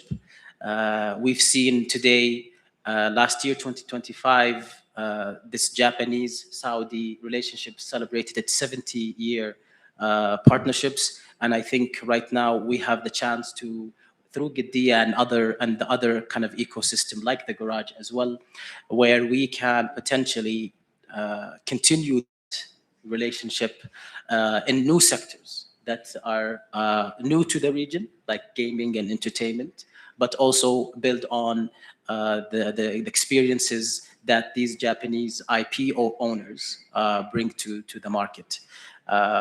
So the idea is, and most of that thing, and the collaboration also is built on what we call knowledge transfer and knowledge sharing.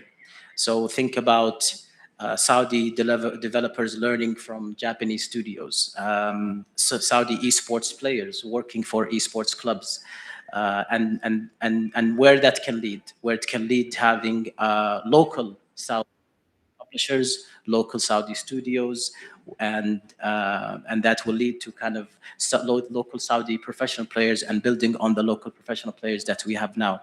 And I speak about this specifically from a gaming and esports eye, but you can use that example for all entertainment, sports, and culture. And I think not only Giddiya, but the overall Saudi ecosystem with companies like the Garage and Japanese ecosystem with companies like JP Universe and others, there is a lot of exciting opportunities for us to collaborate together and build on the relationship for another 70 years between Japan and Saudi Arabia. So Six Flags, Aqua Arabia, and then? So Six Flags, we opened in December 31st. Inshallah, Aqua Arabia will be opening in Eid al-Fitr, so in March. And then the second half will have the public golf will also be opening.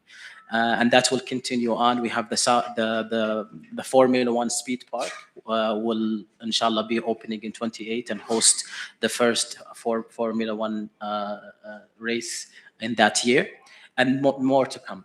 And I think there's tomorrow, I believe there's a trip that is being organized by MISA for many of the attendees here to attend to visit Giddiya city, where we'll take them through the tour and give them a detailed presentation about Giddiya and our accomplishments for them to see it in real life, that we not only talk the talk, but we walk the walk. And at the same time, if you are not able to join us tomorrow, then please, I invite you to come and talk to me and exchange contact so that we continue to explore together amazing opportunities for collaboration. Great to hear that. Thank you very much. Mr. Tomoya Ogawa, COO and CFO of Get Wrapped Up. What's the philosophy of Get Wrapped Up? And how are you collaborating with Saudi entities to co-create relatable and exportable IP that reflects both Japan and Saudi cultures, whilst building production capabilities and realizing both the growth strategy of Japan and the Saudi Vision 2030 creative economy goals? Yep, thank you for the question. First of all, hello everyone. My name is Tomoya Ogawa. And also thank you for giving this opportunity. Get Wrapped Up is a new gaming publishing company established by the game veterans. Our CEO named Yasuhiro Nishiyama. He was a Sega producer, and he produced over 25 competitive game titles.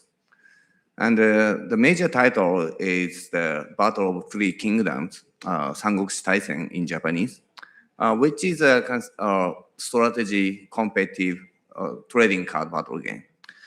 So our team has a track record and good experience developing the strategic competitive game based on the history or historical themes.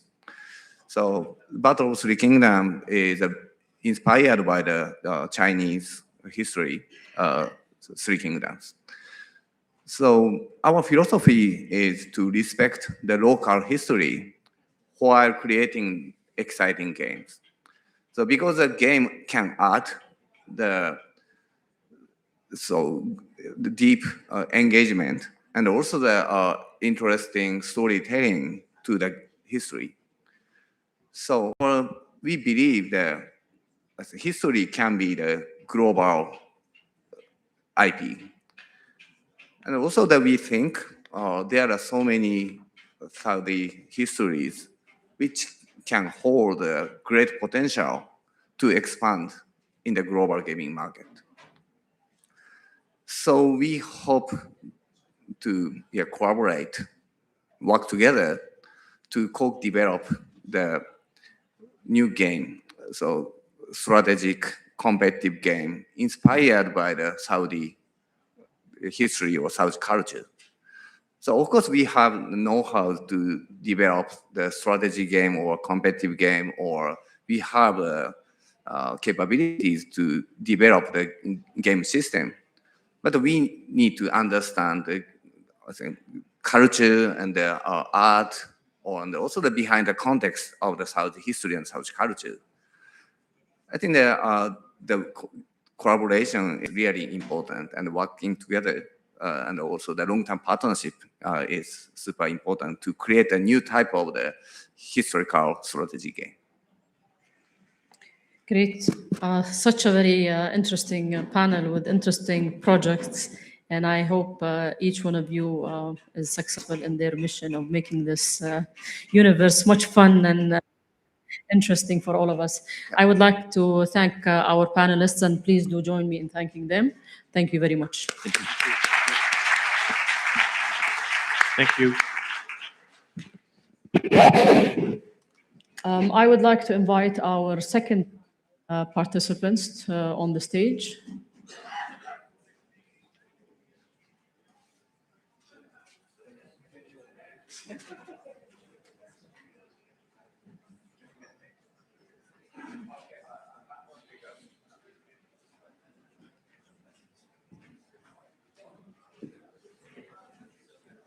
Maybe this one. Yeah.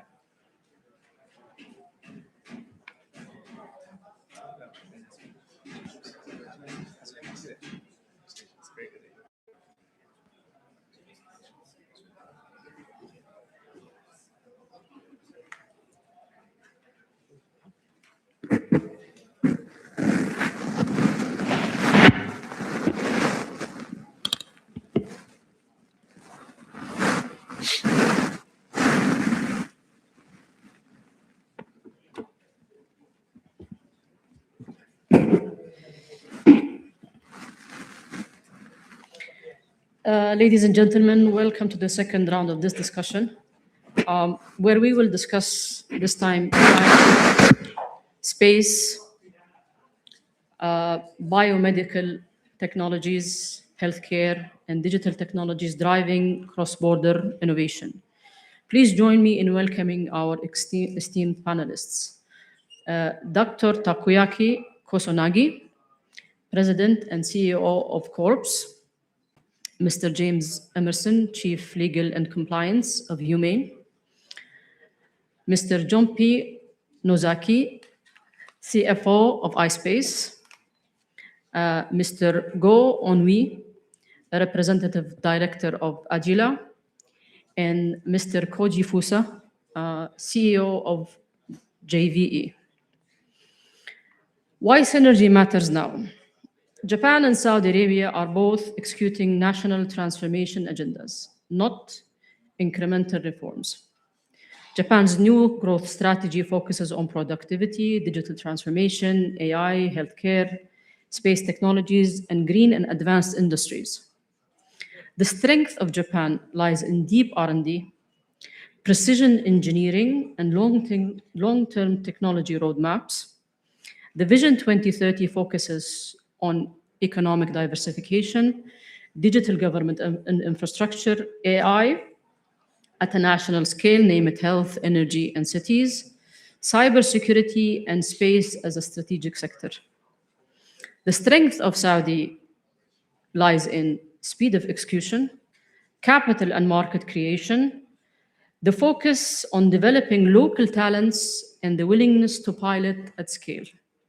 This partnership represents a shift from trade to technology co-development and investment to joint innovation systems. Dr. Takoyaki, regenerative medicine products are currently highly sought after, and the field is one of the fastest growing segments in healthcare for the next decade and beyond. Personally, I first learned about your product, cardiomyocyte patches for severe heart failures, in 2019 during the G20 in Osaka. It was a glimmer of hope as I see it. You see, the cardiovascular diseases are esteemed to account for up to 45% of deaths in Saudi Arabia, which is higher than the global average, which is about 30%. How can your product and your company help patients, and how far are you in your clinical trials? And where do you see most immediate opportunities for Saudi-Japan collaboration in deploying these technologies at scale? Thank you very much. Basically, we are a company. I'm not sure if you know of iPS cells. iPS cells is a pluripotent cells in which it can transform into all of different kinds of cells. It could transfer into heart cells, lung cells, muscle cells, whatever. Our company starts from cultivating iPSC cells into cardiomyocyte cells. And from the cardiomyocyte cells, we create a patch in which it contains 33 million cardiomyocyte cells in one patch. We transplant 3 patches onto the severe heart failure patient, and within 6 months to 12 months, the proteins that contain inside our patches goes through the patient's heart muscles and revives its heart functions. We've done 8 clinical trials to Japanese patients who have suffered severe heart failure. And all the 8, we've seen very good results. The first patient was transplanted in the year of 2020, almost 6 years ago. The patient is still alive, and patient has seen tremendous increase in their heart function. And what we've done is, based on these 8 patient data, we have filed an application to the Japanese government to launch this product into the Japanese general public. And we will be getting the results pretty soon. And I cannot say 100% sure, but I think we will get it approved. So what we want to do after we do get this approval, we want to bring it into your region. Because like our moderator has said, Middle East has a very high rate of heart failure patients. I'm sure your parents or your grandparents or your husbands or your wives have suffered a lot of severe heart failures. And what we want to do is we want to cooperate with the Saudi Arabian government to bring this product into your region. Because you have very high educational standards, you have very good hospitals and doctors, and through Saudi Arabia, maybe perhaps we could bring this product into other Gulf region countries as well. Thank you very much, really inspiring. Mr. James Emerson, when we talk about driving cross-border innovation, we see that Humane has several high-level international partnerships. So can you explain how Humane approaches global partnerships and strategic investments, particularly collaborating with AI startups across the world to bring the best-in-class technologies here in Saudi Arabia? 皆様こんにちは。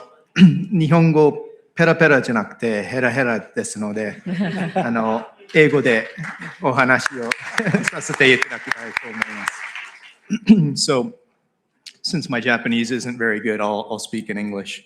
You know, when we think about global partnerships at Humane, we aren't just buying technology. We are building an ecosystem where international startups can scale within the kingdom. We are building a global innovation engine where Saudi Arabia serves as the central hub. Our approach to worldwide partnerships, whether with established giants like AWS or with agile, high-growth AI startups, is really anchored in a strategy that we call localized co-creation. We don't just want to import black box technologies. We want to bring the world's best AI minds and startups here to Riyadh to co-develop solutions that run on our infrastructure under our sovereign data frameworks. Now, as everyone knows and would acknowledge, startups are the lifeblood of the AI sector. They bring best-in-class specialized IP that we can integrate into our ecosystem. At the same time, we can offer to them incredible data center and compute opportunities. And so this creates a powerful symbiotic relationship. They get to scale, they get to grow globally, and Humane secures the advanced capabilities necessary to drive Vision 2030.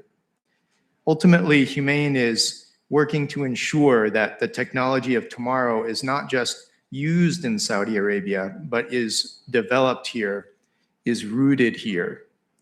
Now, to say a few words about myself, which I think are indicative of Humane's cross-border, broader philosophy.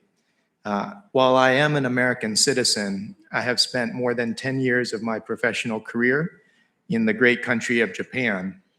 I believe that the potential for opportunities for collaboration between the Kingdom of Saudi Arabia and the country of Japan are numerous, important, and represent enormous value for the governments, companies, and peoples of both nations. Actually, there is an ancient Buddhist saying in Japanese, which is particularly interesting and relevant. In Japanese, they say, Ichigu o terasu, which translates roughly to light up one space, with the idea being that if each of us lights up our little corner of the world will be a brighter place. Well, let me tell you, if Saudi Arabia and Japan align to combine their light, the brightness that can be achieved is comparable to that of the sun. So please, let us make efforts to share our light. Humane is excited in its own way to help make this dream a reality. Nihon no minasama, Humane to Saudi Arabia 一緒にこれからもよろしくお願いいたします。And to space we move. Jumpy Nozaki. iSpace became the first commercial company to successfully launch a lunar lander to the moon with Mission 1 in 2022. And in December 2025, iSpace board announced that it has officially decided to set up an entity in the Kingdom of Saudi Arabia. Now, space is no longer symbolic. It's commercial, strategic, data-driven. It is critical for connectivity, climate monitoring, security, and logistics. What is the mission of your entity? And how will you use the Vision 2030 focus point that, in that regard, as well as the strength of the Saudi ecosystem? Yep, thank you very much.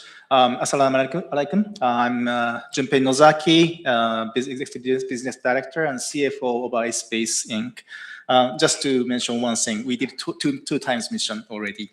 So the second mission was 2025, just last year.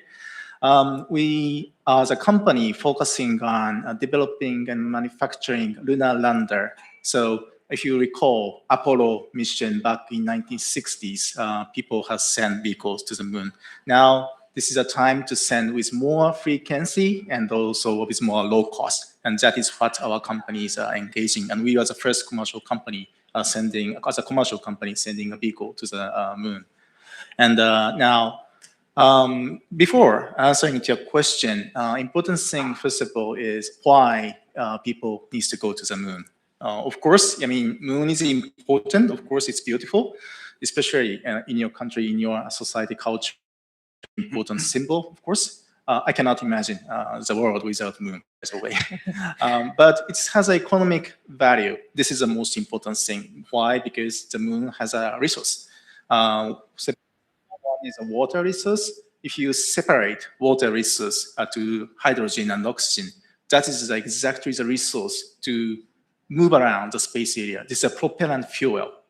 Now, if you can create a resource, this resource on the moon, it will dramatically change the economical efficiency to move around the moon. And that will be the game changer to get more benefit from the space world. So it's very natural people to get out of the Earth and find something in the space area. Another thing, helium-3 is also another example. It's very important rare resource that we can capture on the moon surface. Now, where there is a resource, of course, there will be an economy. And people will have a huge reason to go to the moon. Now, another important, interesting point about the moon that many people is not really recognizing it is moon has a land. This is a very important fact. So space and the moon business is not only for specific people. It has opportunity for all industry because it has a land. Once the energy creation will start happening on the moon surface, there will be many industry, mining, communication, solar energy, hydrogen creation, mobilities, and when there is a people, food, water, and of course, entertainment is very important on the moon surface. So there's a bunch of opportunities that all industries involved in this moon world. Going to your question, why we are setting up the entity here. So we are very proud to announce that we are going to open an entity here in Saudi Arabia. This is number 4 global entity of iSpace. We have 350 engineers globally, Japan, US, Luxembourg in Europe, and then Saudi Arabia is going to be the 4th entity. Important point about our company is we have, in each local entity, we have engineers locally, and we are developing spacecraft in each region. So capacity building is really a key for this space business. What we'd like to do in Saudi Arabia, we have already signed MOU with KFU PM, University of Petroleum and Mineral. Also, as you see, today we announced MOU with CAX. So we are already starting a project with KFU PM to develop rover here. Rover is a 4-wheel small vehicle on the lunar surface here in Saudi Arabia. Also, we are going to expand more business technical development with CAX. So I'd like to encourage all of the industries and the people here in Saudi Arabia to enjoy this lunar development activities together with us. And that will create a huge benefit to the Saudi Arabia countries. Also, one last thing is, as many distinguished guests has already spoken, this is an important, exciting point for a future generation. So think about 10 years after, 20 years after, kids, they're dreaming for the future. And the fact that they can see the path to work in the space and on the moon surface, this is really important to stimulate generation and make a growth in the country. We are happy to create this ecosystem in Saudi Arabia. So, Thank you very much. Well said. And I can't wait for actually owning a house on the moon, probably. Yeah. Someday. Mr. Go Onui, Representative Director of Adila. As a platform that real social infrastructure to support safety in public environments?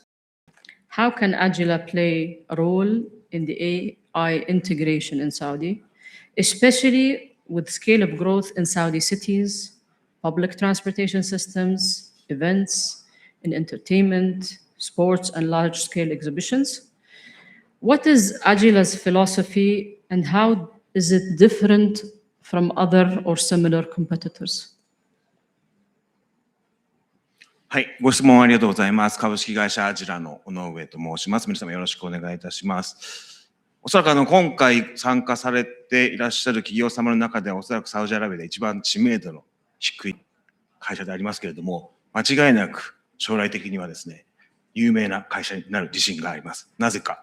日本では AI というとですね、ソフトバンクっていう会社がすごく有名なんです。皆さんご存知だと思うんですけれども、今ものすごい生成 AI に出資されていらっしゃいます。で、今 AI の世界で生成 AI の流れが来ていて、次の流れができ始めています。それはなぜかというと、フィジカル AI の世界が来ています。生成 AI でホワイトカラーの人たちの仕事が楽になる。でも実際は人々の生活はブルーカラーの人がですね、支えている。日本だとですね、人手不足ものすごく進んでるんです。警備をやる人、介護をやる人、みんななり手が痛くなっていて、それをどうしてもテクノロジーで頼らなければいけない。こんな課題がもう日本は直面しているというところです。で、我々アジラというのはそこを支えている会社でございまして、何をやってるかと申しますと、防犯カメラ、サウジアラビアでもいっぱいついていると思います。日本にもですね、かなりの数、防犯カメラついてますけれども、今防犯カメラのやってる役割というのは、ただ録画してるだけなんですね。警備員の方見てるかもしれませんけれども、常時見てるわけではない。これを AI が代わりにやる。このプロダクトを提供しております。何が起きたか。命が救われます。いろんなところで事故が起きてます。日本だと最近は夏ものすごい暑いんですよね。40度超える日があって。で、ご高齢の方が増えてる中で熱中症で倒れられる。でも気づかない。亡くなってしまう。そんな事故がものすごくいっぱい起きています。それをアジラが警備員の代わりにですね、把握して通知をしてあげて救える。こんな世界が生まれ始めているわけです。アジラのフィロソフィーってありましたけれども、アジラはやはりこのテクノロジーの力で世界中を安心安全にしたいと思っています。そこには本当に国境は関係ないと思っておりまして、日本で今おかげさまでものすごいシェアをいただいておりまして、実は昨年の万博にもですね、ご利用いただいておりますし、大手のデベロッパー様、警備会社様、どんどんと使っていただいています。空港や駅、様々な場所に入っていってます。なので、これを私は次のステップは世界に届けたいというところです。で、なぜサウジアラビアを選んだかというところは、やはりここからですね、ものすごく開発をされていかれるというところもあります。それからやはり夏とても暑いですよね。私も昨年の夏とかにはお邪魔しましたけど、とても暑くてですね、非常に大変な思いをしたわけなんですけれども、やっぱりいろんな事故って多分起きやすいんじゃないかなというふうにも感じております。そこをですね、我々のテクノロジーで連携し合って支えていきたい、そんなことを考えているというところです。で、加えて日本っておもてなしっていう言葉ご存知の方いらっしゃるか分かりませんけれども、この防犯カメラの使い方も単純に犯罪を防ぐみたいなだけではなくて、今申し上げたように体調不良の方とかですね、あとは交通インフラだと白状とか車椅子に乗られている方々がやっぱり街中歩くのもすごく大変なわけなんですけれども、そういうのもですね、カメラでですね気づいてあげて、周りの方が伝えてあげるようなこんな文化が根付いています。私は本当サウジアラビアに来て非常に皆様の温かいコミュニケーションというのを感じているわけなんですけれども、この日本のおもてなしという文化もですね、ぜひ一緒にですね、このサウジアラビアに届けていきたいなというふうに思っております。最後になりますけども、決して防犯カメラで犯罪とか事件事故をですね、防ぎたいということだけではなくて別の使い方も実はしています。何かと申しますと、カメラ上に映っている人の流れ、それから混雑具合を可視化する、こういうのも同時並行でできるわけなんです。実は昨日ブールバードワールドに行ってですね、非常に感動してきたわけなんですけれども、日本はこういった人流のデータをですね、マーケティングに使って、そして次の施策を打つ、こんな取り組みも大手のデベロッパーさんはしているわけなんですけれども、これも同じようにですね、届けていきたいなというふうに思っております。本日は本当にありがとうございました。以上です。ありがとうございました。Mr. Koji Fusa, CEO of GVE.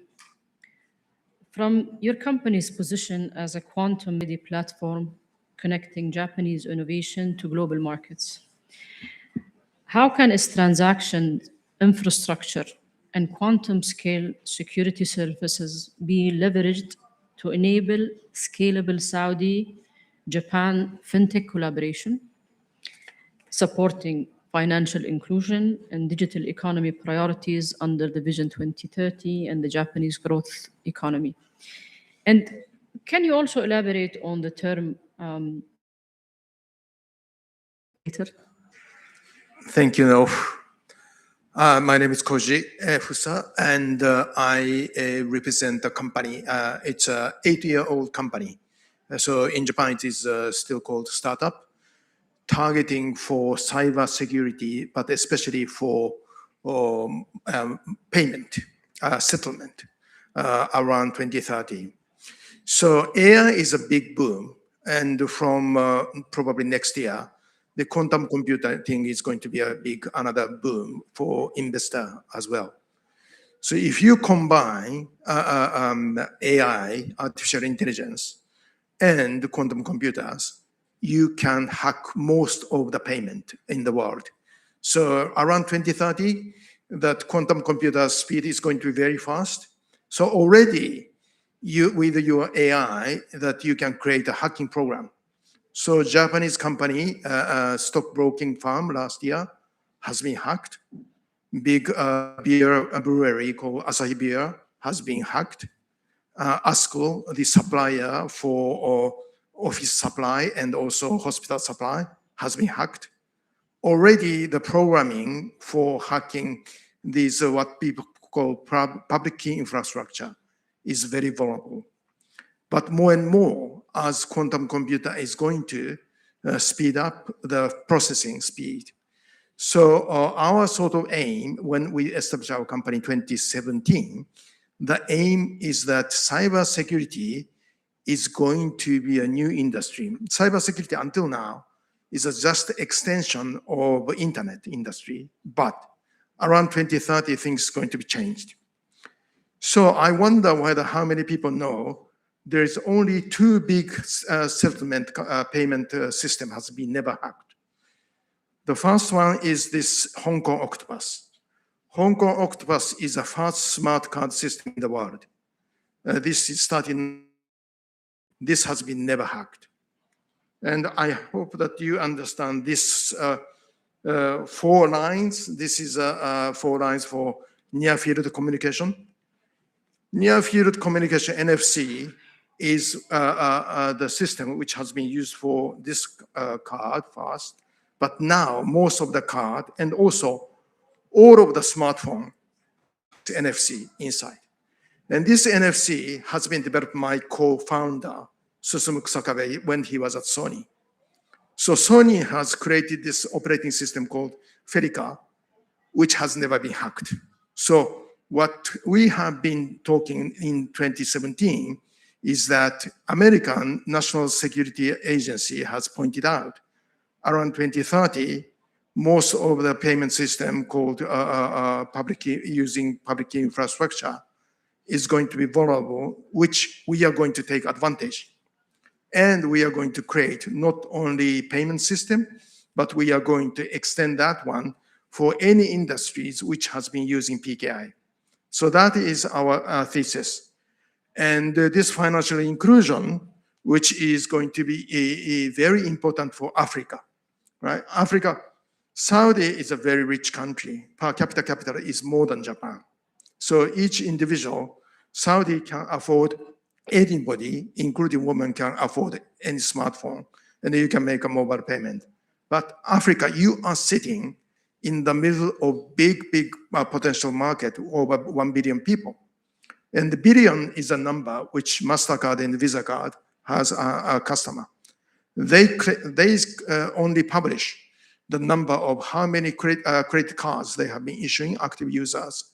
But this is a double counting or triple counting or 10 times counting. So in order for us to be tied with MasterCard and Visa card or SWIFT, we need to have a base of 1 billion. And because you have this Expo 2030, which is the exact year that this problem become very problem, and your title is Foresight for Tomorrow. So if you are thinking about now for 2030, that this issue of public key infrastructure vulnerability has to be the issue for Foresight for Tomorrow. This is why we want to have a partner in Saudi to cover all over Africa, not only in this country, but all over Africa. And this is why I'm here today. Sorry, no, I missed some of your question. I was asking you about to elaborate on Harvest Now. Yes. Decrypt later. Right. So when we started our company in 2017, this was not the common attack. But now, Harvest Now, Decrypt Later is very common. Many big countries has their own sort of data collecting.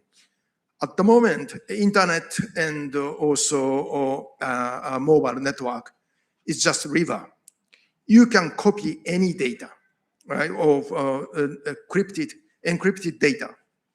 So a lot of countries, and probably US and China, the largest two technology country, has been collecting this one as well.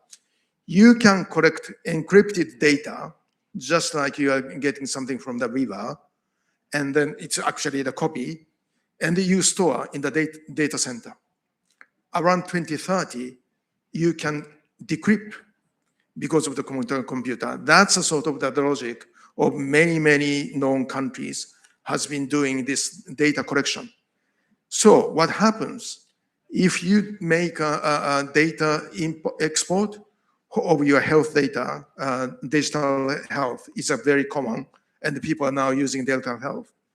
At the moment, people think it is encrypted, but around 2030, your data, which you have to send from one way to another, is going to be decrypted. So this health data is a tons of privacy, but this can be very vulnerable. This is what many big countries has been targeting. So the only known system which can be preventable is our private key only infrastructure system. And Saudi is the first country actually the second country. If you include South Africa, you are the second country in the Africa, including Middle East, to give us the patent. So we are happy to come to Saudi because we are protected by your patent protection. Our IP has been protected by you already. So we are happy to come here to share all the sort of information which we need to share. And in the case of cybersecurity, we need to think about 3 dimensions. 3 dimensions, you need to remember the CIA, confidentiality, integrity, and availability. These 3 things we are always thinking about, and also 3 sectors. 3 sectors is first is your identity, your authenticity. Somebody who want to go into your phone, nobody else, but you have to go into the smartphone. So that's a first sector. The second sector, which I'm talking about, is from smartphone to server, which has been so far protected by PKI, but PKI is going to be now under attack for Harvest Now, Decrypt Later.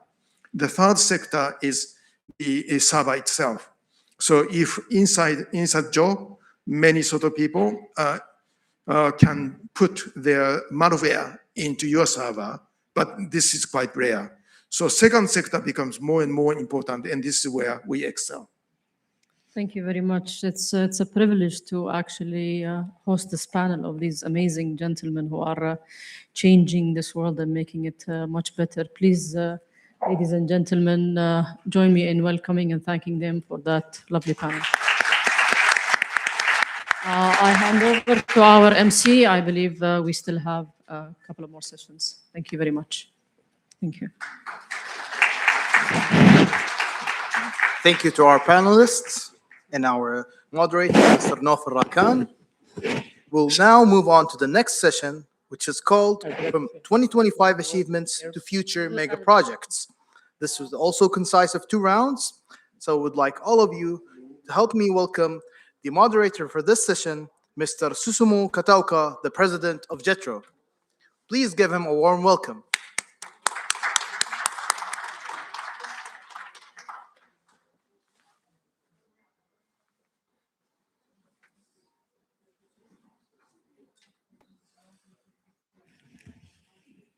Good afternoon. Thank you very much. And please join me on the stage, the panelists of the first session.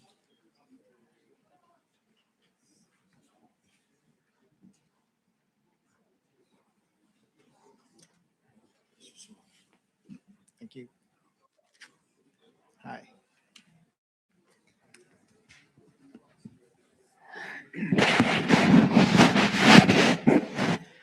So good afternoon.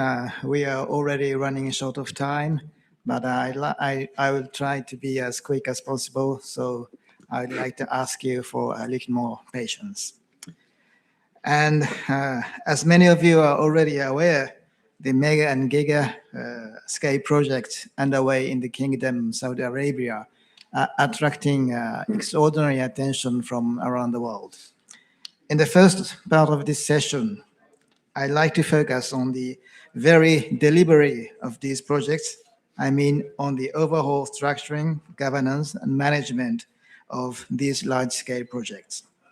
I hope to hear from our distinguished business leaders and stakeholders from both Saudi Arabia and Japan on these critical aspects. In particular, I invite our Japanese panelists, hopefully to share their perspectives on how Japanese companies and expertise can meaningfully contribute to the successful execution of Saudi Arabia's projects.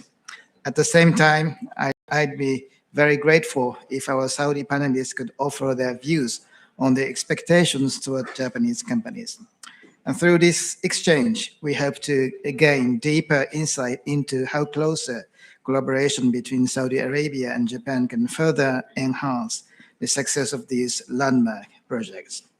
Before starting, some technical aspects. First, due to the time constraint, I'd appreciate if you can limit, I'd appreciate if our panelists could limit their presentation to no more than 3-4 minutes.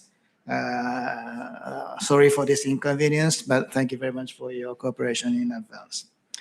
And probably we don't have enough time for interaction. I will ask each of our panelists a different guiding question, and I'd be appreciate as well if you could address this point in your remarks. And second technical point, Japanese panelists utilize the PowerPoint presentation materials, which can be downloaded by scanning the QR code indicated somewhere. So let's begin with the first part, energy, mobility, and advanced industrial sectors, as well as infrastructure. And I'd like to invite first Mr. Kanehara, Chairman of Kawasaki Heavy Industry. And my guiding question is, how do you see yourself, the opportunities for these landmark and promising projects, including the World Expo 2030? The floor is yours. Yep. Thank you very much, Kataoka-san. My name is Yoshinori Kanehara. I'm the chairman of the board of Kawasaki Heavy Industries. And before start, I need to ask you the question, how many of you downloaded from the QR code? Oh, very few. That's changed my strategy. Those things. Okay, so most of you didn't have a slide. Okay, let me start. So the introduction of Kawasaki Heavy Industries. Kawasaki Heavy Industries was founded by the gentleman named Kawasaki, Shozo Kawasaki, in 1878. And he started from the shipbuilding, then rolling stock, aircraft, engines, motorcycle, plant, robot, you name it. We do everything. And by using this technology, I'd like to explain you the two themes today. The first one is so-called the Corleo, C-O-L-R-E-O. If you type in the YouTube, you can see the video. It's a 4-leg robot using a technology of a motorcycle with suspension technology and mobility technology, and the robot.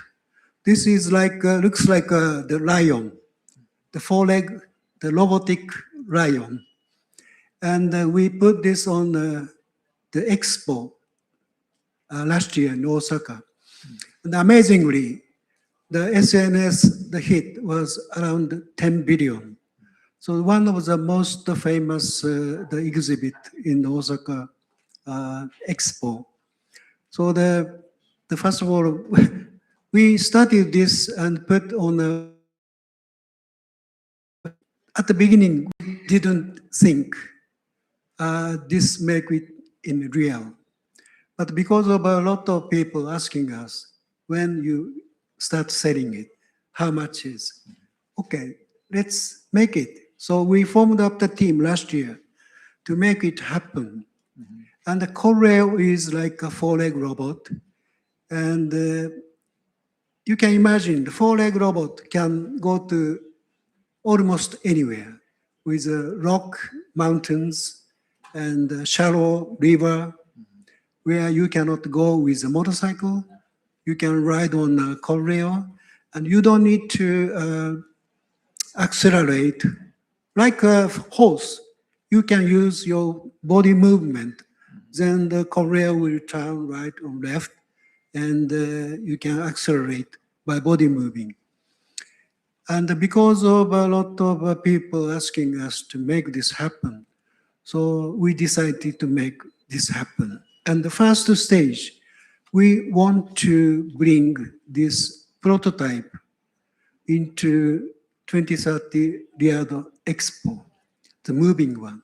So we try to put the people on it and try to move it and probably walk around the expo in Riyadh. This is the first theme. Second theme is hydrogen. As a company, we established a strategy to make liquid hydrogen supply chain. And we built world first liquid hydrogen, the ship, so-called the Swiss Frontier. And we brought that ship into the Jeddah in 2023. And the Minister of Energy and the Minister of Investment got on the board. And we are going to build a big one. And the Saudi is one of the potential to produce a large amount of clean hydrogen. So we can carry your clean hydrogen to all over the world by our ship. Thank you very much.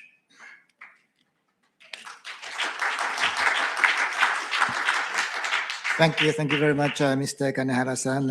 I'm sure that your 4-leg robot will attract the many audience in coming Expo to 2030, and also hydrogen.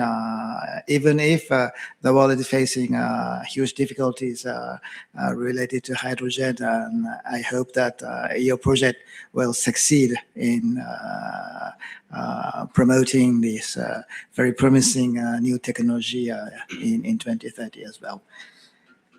Thank you, and I'd like to invite next Mr. Sato, as General Manager, Overseas Strategy Office of Nomura. And your company has been involved in the events like the RIA season, or has many experiences, and has been involved in the interior design of the Expo pavilions. How do you see the opportunities for upcoming 2030 Expo or for other landmark projects? Okay, thank you, Kajowski-san. My name is Sato. First of all, good afternoon, ladies and gentlemen. My name is Sato of Nomura Corporation. And please note that the Nomura Corporation is not that famous financial company. Our company name in Japanese is Nomura Kogeisha, so completely different. And Nomura is a creative engineering and event planning and operation company with origins that track back 133 years to Kabuki stagecraft in Japan. And today we have more than 600 creators, and we deliver experiences and end-to-end experience from concept to the realization. With today's focus on Saudi Arabia's infrastructure expo, Nomura acts as an experimental delivery partner. We help turn infrastructure and urban development into places people enjoy and remember. In terms of large-scale experience delivery, Nomura has a long track record with World Expo. At Expo 2025 Osaka, we were involved in more than 50 projects, including 5 pavilions, providing planning, designing, and production services. Coincidentally, our creator also helped Kawasaki Heavy Industries Expo Pavilion. And if you visit Osaka, you may have seen the Gundam huge statue of Bandai Namco Pavilion. That is also done by our creating team. So through this experience, we have developed strong capabilities in coordinating stakeholders and delivering under complex conditions and tight schedules. And in addition, we also work extensively with IP holders, such as anime, manga, and also the games, characters, and the Japanese culture, and also game anime is well welcomed in Saudi. And we help IP holders to make their characters, make it real in the real world. So Japanese IP owners are extremely careful about protecting the integrity of each character and story when translating IP into real-world entertainment environments. A concrete example of this is Anime World in Jeddah season in Saudi. We get involved. Actually, if you scan the QR code, you can see the Anime World, which were held in Jeddah several years ago. Please take a look at later. And there, we planned and produced an immersive world inspired by Japanese anime and culture, fully aligned with the Saudi culture, values, and local regulations. This is quite important things. We just cannot bring our anime world in here. We carefully understand the culture and the requirement or preference of Saudi people. That is quite important things. And we were encouraged to receive very positive feedback after the Jeddah season. And ultimately, adding value to emerging infrastructure requires more than scale alone. Integrating Japanese essence in line with Saudi's vision, culture, and regulations through collaboration with the Saudi partners, together with our Japanese creators, is quite essential. We'll be honored to continue contributing to Saudi Arabia's vision by delivering experiences to the coming Giga project that are meaningful, respectful, and memorable opportunity. Thank you very much. Thank you very much. I'm sure that your initiative will contribute to better understanding of our cultures and also contribute to develop the further cooperation in this very important sector, which is content industry that we talked a lot today. Thank you very much. And our third panelist, I'd like to ask Mr. Al Sadoun, Deputy CEO of Expo 2030, Riyadh Company. And from a delivery and legacy perspective, what are the critical success factors to convert Expo 2030 from just an event to long-term economic and urban value? And how can Japanese partners contribute in design, construction, innovation, and operations? Okay, thank you very much. Thank you, Mr. Susumu. Welcome everyone to Riyadh. I hope you have a great stay and a great successful trip. First, I would like to start by congratulating you on the success of Expo Osaka. It was very successful. It concluded on October last year.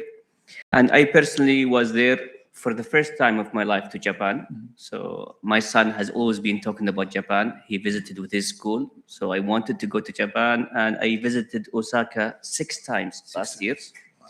And it was, truly, it lives to the expectation I have, whether it is, the people, the culture, the food. So we were there the 6 months, our team, and we wanted to experience, to learn from you, and to make sure that we have a continuous collaboration. And as our 2 ministers talked today, that there is a memorandum of understanding between Saudi and Japan to make sure that we continue to transfer knowledge and to collaborate. Our team was there for 6 months, from design, from operation, that we see what you're doing. And as far as for Riyadh Expo, maybe you saw it when you arrived in the airport coming. We have a very strategic location. It will be 1 metro stop from the airport, 6 million square meter. It's north of Riyadh. We are targeting to have 197 countries, 42 million visits, and 29 non-country participants. Where we are today. So today we have moved into delivery and into execution. So last month we announced the award of the main infrastructure package. We already today have 11 contractors working on the construction, more than 400 heavy equipment working, and we are advancing into the detailed design and the early construction activities. Now, to your question, what we know, Expo has a certain date. So we are opening on October 1st, 2030. It will be very nice weather in the winter of Saudi Arabia from October 1st, 2030 until end of March 2031. And because we have a very aggressive schedule, it is very important that across the different streams we have, design, international participants, talking to countries, operation, events, that we make sure that all of these different streams are coordinated. But also more important is that in all of our design activities, we want to make sure that we are designing for the legacy. Expo, while we know there is a fixed date and a 6 months event, but also all of our decisions when it comes to design, we know what is the use of these buildings after, so we can maximize on the investment we put to reuse after that. Definitely, I see there is huge collaboration opportunities, whether it is from the design, whether it is from the construction, operation, be it on Expo itself, or even the virtual Expo. So we are targeting to have 1 billion visits to virtual Expo across mobility, across smart cities. In fact, we're already collaborating. So some of the Japanese designers are already part of our work in designing some of our buildings. So we already engaged. I think tomorrow you are visiting us. Jethro, they're visiting us in our offices. But all of you who are truly interested, I recommend that you visit our website, expo2030riyadh.sa. And there is a link there in our website where it will direct you to our registration system, so you can put your company profile, what services you can provide. So our team who are responsible for the different verticals are aware of what you can provide and will reach out to you when we have that opportunity. Thank you. Thank you. Thank you very much. Given that Japanese companies are showing their huge interest in the Expo 2030, I'm sure this will be another occasion to further enhance the cooperation between our two countries.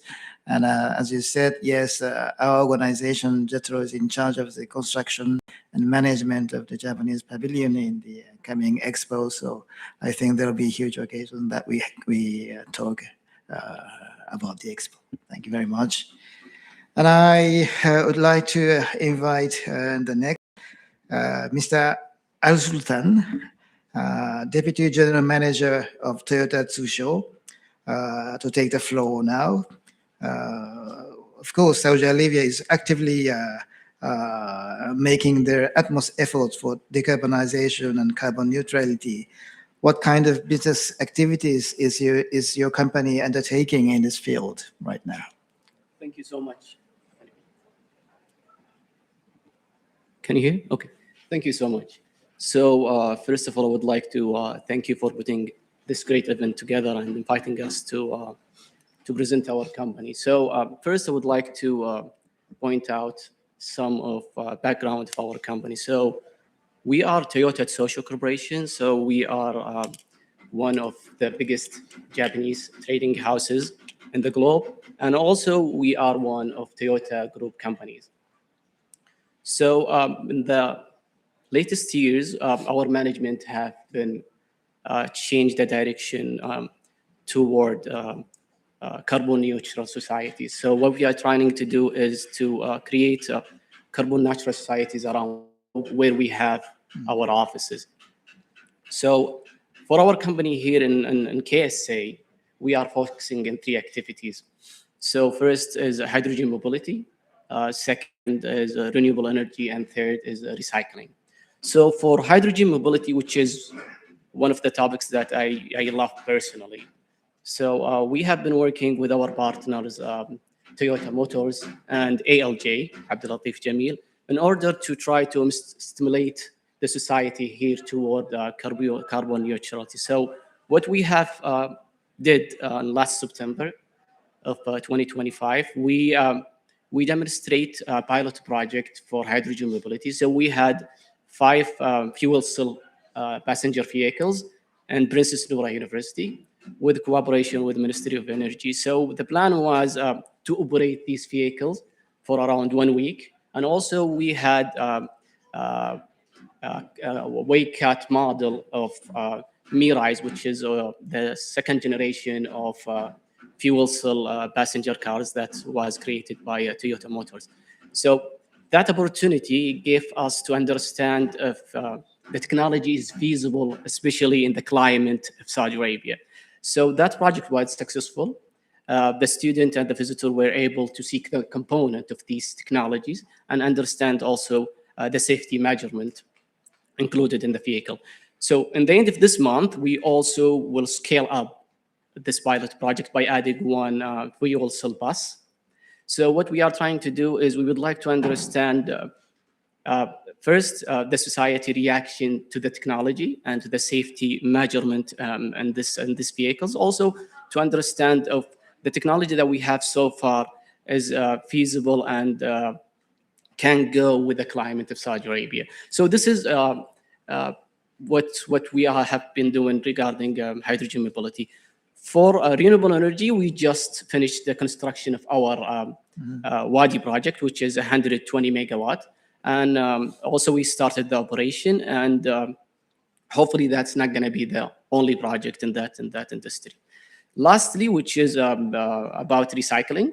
So we are in advanced discussion right now with the local and the global partners regarding trying to find a way to create a business of exporting some recycling materials from KSA to Japan, and then after remanufacturing this component to send them back as end product to Saudi Arabia. So this is what we have been doing right now. But it's really interesting is hydrogen mobility is going forward. We're still waiting for Ministry of Energy to come up with a hydrogen strategy.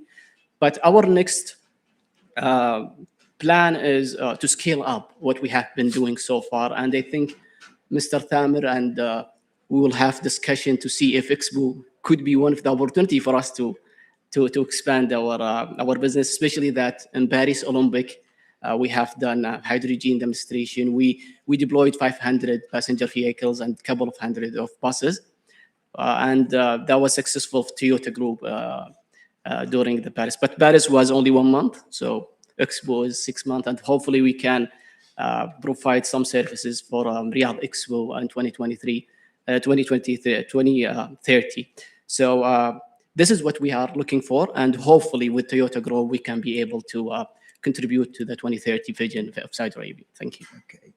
Thank you very much. Hydrogen, renewable energies, and recycling are 3 sectors where Japanese companies have advantages. So I hope that your company can lead the cooperation between our 2 countries in this very promising and important technologies and sectors. Thank you very much. And I'd like to ask next Mr. Nair from Alat. And as Alat scales advanced manufacturing and technology-driven sectors, which priority value chains are you targeting next? And what is your expectation toward Japanese potential partners? Thank you. Thank you. よろしくお願いします。Thank you very much for coming here. Let me start with Alat. Alat is a large-scale investor, roughly 100 billion fund. We are very much aligned with the strategy of the country, with the government, the ministries, and also PF. We are mainly focusing on industrial investments. There are 3 themes that are important, also in line with the development of the country. The first one is electrification. This country has big plans on electrification. Take Agenda 2030, going 50% renewable, but also a lot of growth in the country. All that puts a lot of stress on the grid.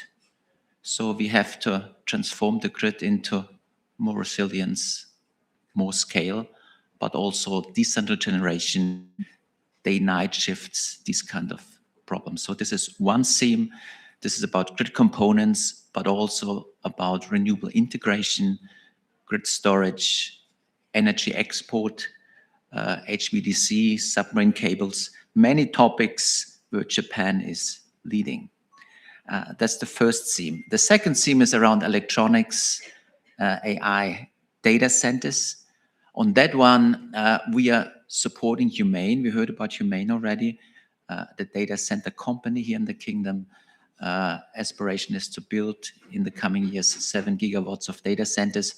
So what we are doing is we support on the hardware side, outside the data centers, which would be the power connection, the UPS and others, and then also on IT hardware in the data center. And the third big topic is around building technologies. As we heard already, this country has many giga projects, buildings in Riyadh, in Jeddah, in Medina, and elsewhere. This country has bold plans. We heard about the Expo. We heard about FIFA World Cup. We heard about new airport. So a lot of building technologies. We need building automation. We need also themes that fit very well to this audience. Now coming to the second part of the question, how can Japan help? Well, this is very obvious. You are the leading country among the 2-3 leaders in these themes. So we would love to learn from you. We would love to get help with the technology. That's the one theme. The other theme, Japan is so good in discipline and perfection, in productivity when it comes to operations, in quality. These are all topics where we, as emerging in the field, could benefit a lot. And my third topic is more personal. I lived in both countries many years, much more in Japan than in Saudi Arabia. But both cultures are trust-based cultures. So first, you build trust before you do business. First, you become friends before you go to a big topic. That might take a little longer, but long-term, this is the much, much better deal and collaboration. And what we need here is a partner, a friend that helps us industrialize.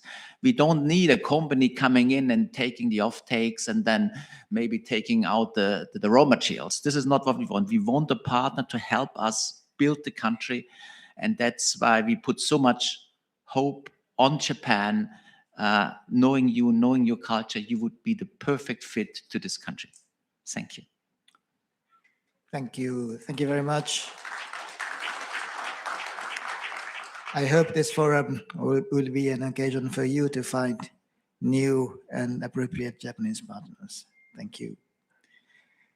And finally, I'd like to ask Mr. Al-Mazrua, Chief Marketing Officer, New Murabba Development Company, to take the floor.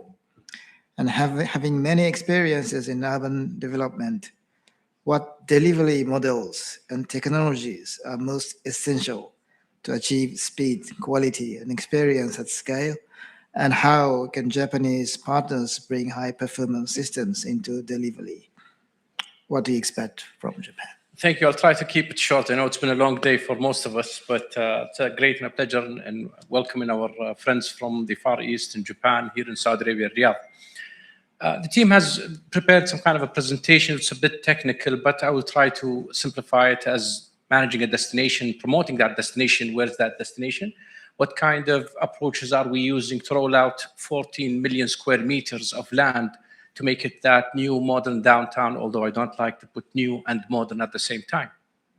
Interesting fact about New Murabba is that it's a mixed-use district. So what that means is it's a place where you live, it's a place where you work, and it's a place where it's actually a downtown.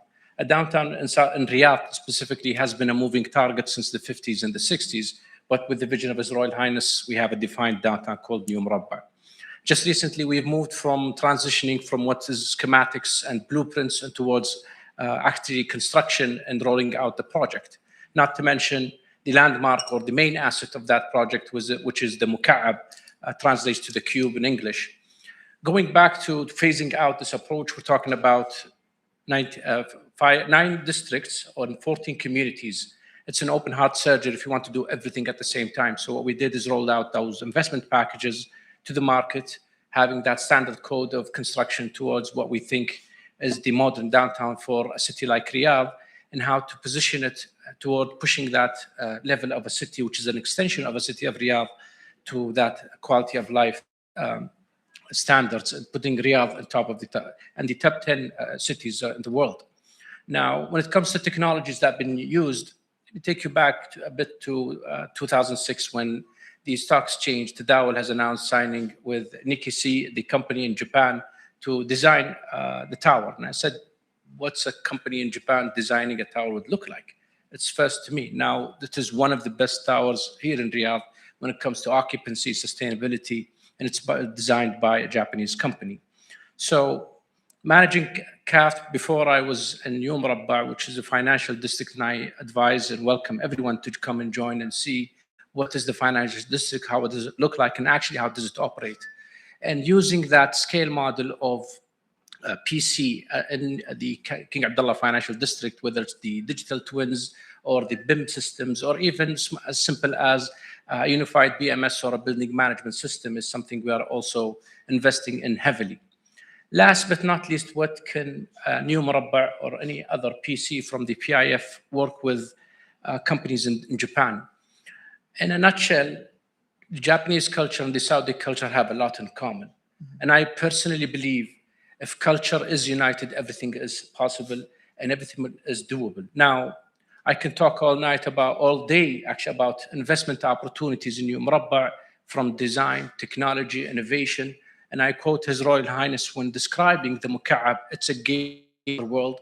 The whole district is backed up by AI, by innovation, with a technology that not yet has been defined. We're racing against time. So is the rest of the world. We want Riyadh to be on top of the cities of Saudi Arabia and top cities of the world as well. And I think having that made in Japan and Saudi Arabia is something we all look back to have more in Saudi Arabia. This is in a nutshell what I think we could do with the Japanese companies. Thank you.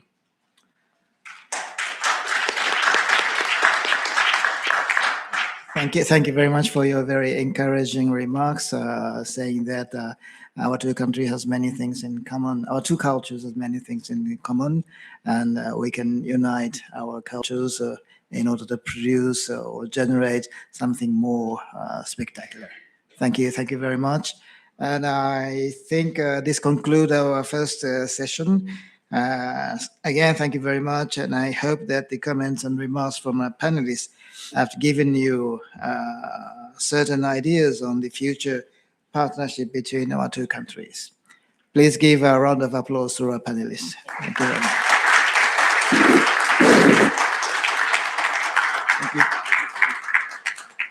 Thank you. Thank you. ありがとうございます。So I'd like to call on the next panelist to the stage, the last part of this forum.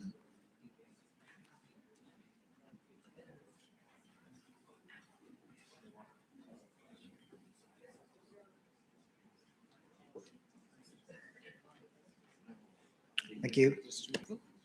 Just four, I think.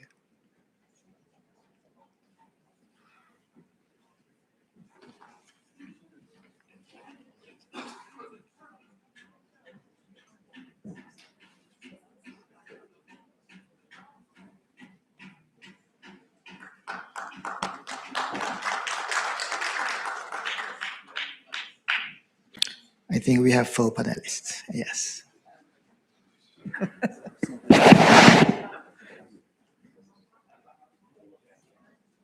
Thank you. So thank you very much.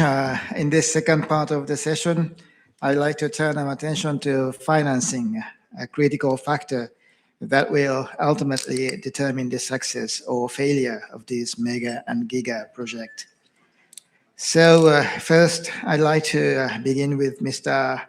Al-Husseini, Head of Strategy and Engagement Department, PIF, to take the floor. Especially your organization is the catalyst for driving economic growth and diversification in the country. How does PIF engage and involve global players, including from Japan, in this generational opportunity?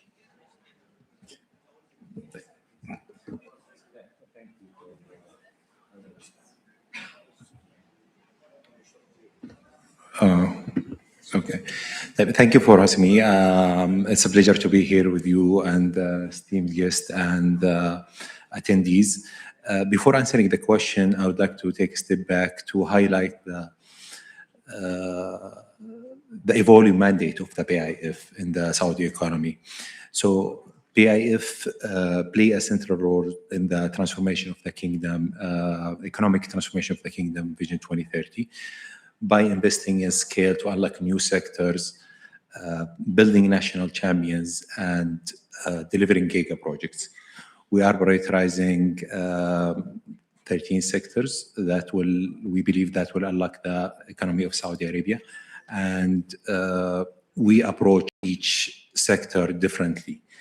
In very advanced sectors, similar to utilities and telecom, we leverage our companies, our ownership in the companies to increase the quality, innovation, and adding capacity to the upcoming increased demand of the kingdom.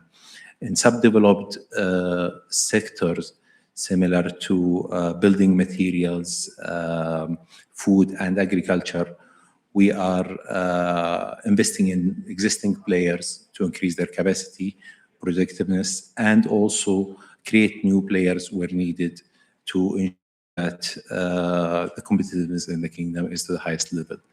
In new sectors, we are building companies of the future.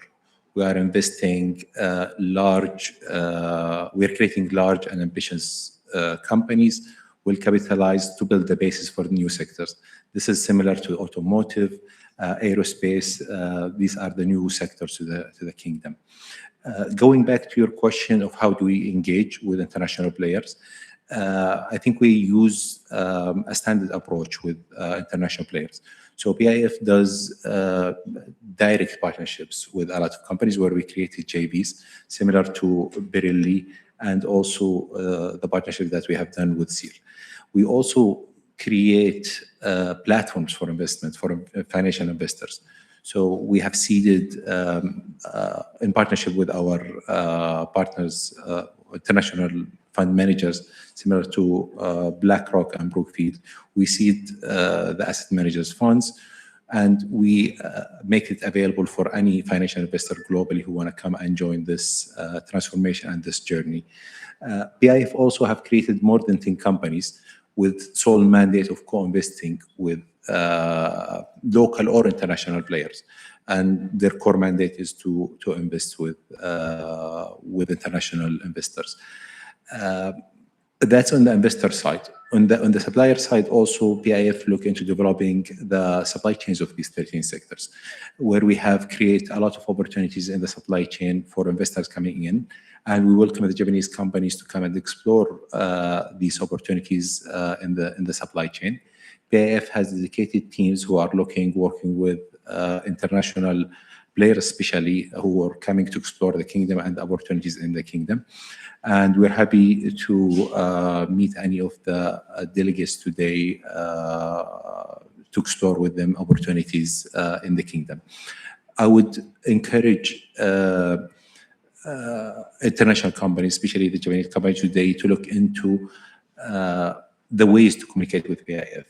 So PIF does an annual event, sector forum, every year. Inshallah, it will take place after exactly 1 month from today in Riyadh, on 9th and 10th of February, where we'll have more than 100 portfolio companies exist in one event, and anyone can speak to the company. We also have our private sector hub, which is a portal that is dedicated for listing the opportunities available in our priority sectors. In addition to that, we also do international roadshows, and I think beginning of December we held one in Tokyo in collaboration and support from our colleagues here in the panel MUFG and SMBC, where we helped us in organizing that panel, and would like to hear from the Japanese company. We have seen a very big interest from the Far East, especially from Japan and Korea in the Saudi market, and we welcome that, and looking forward for this partnership.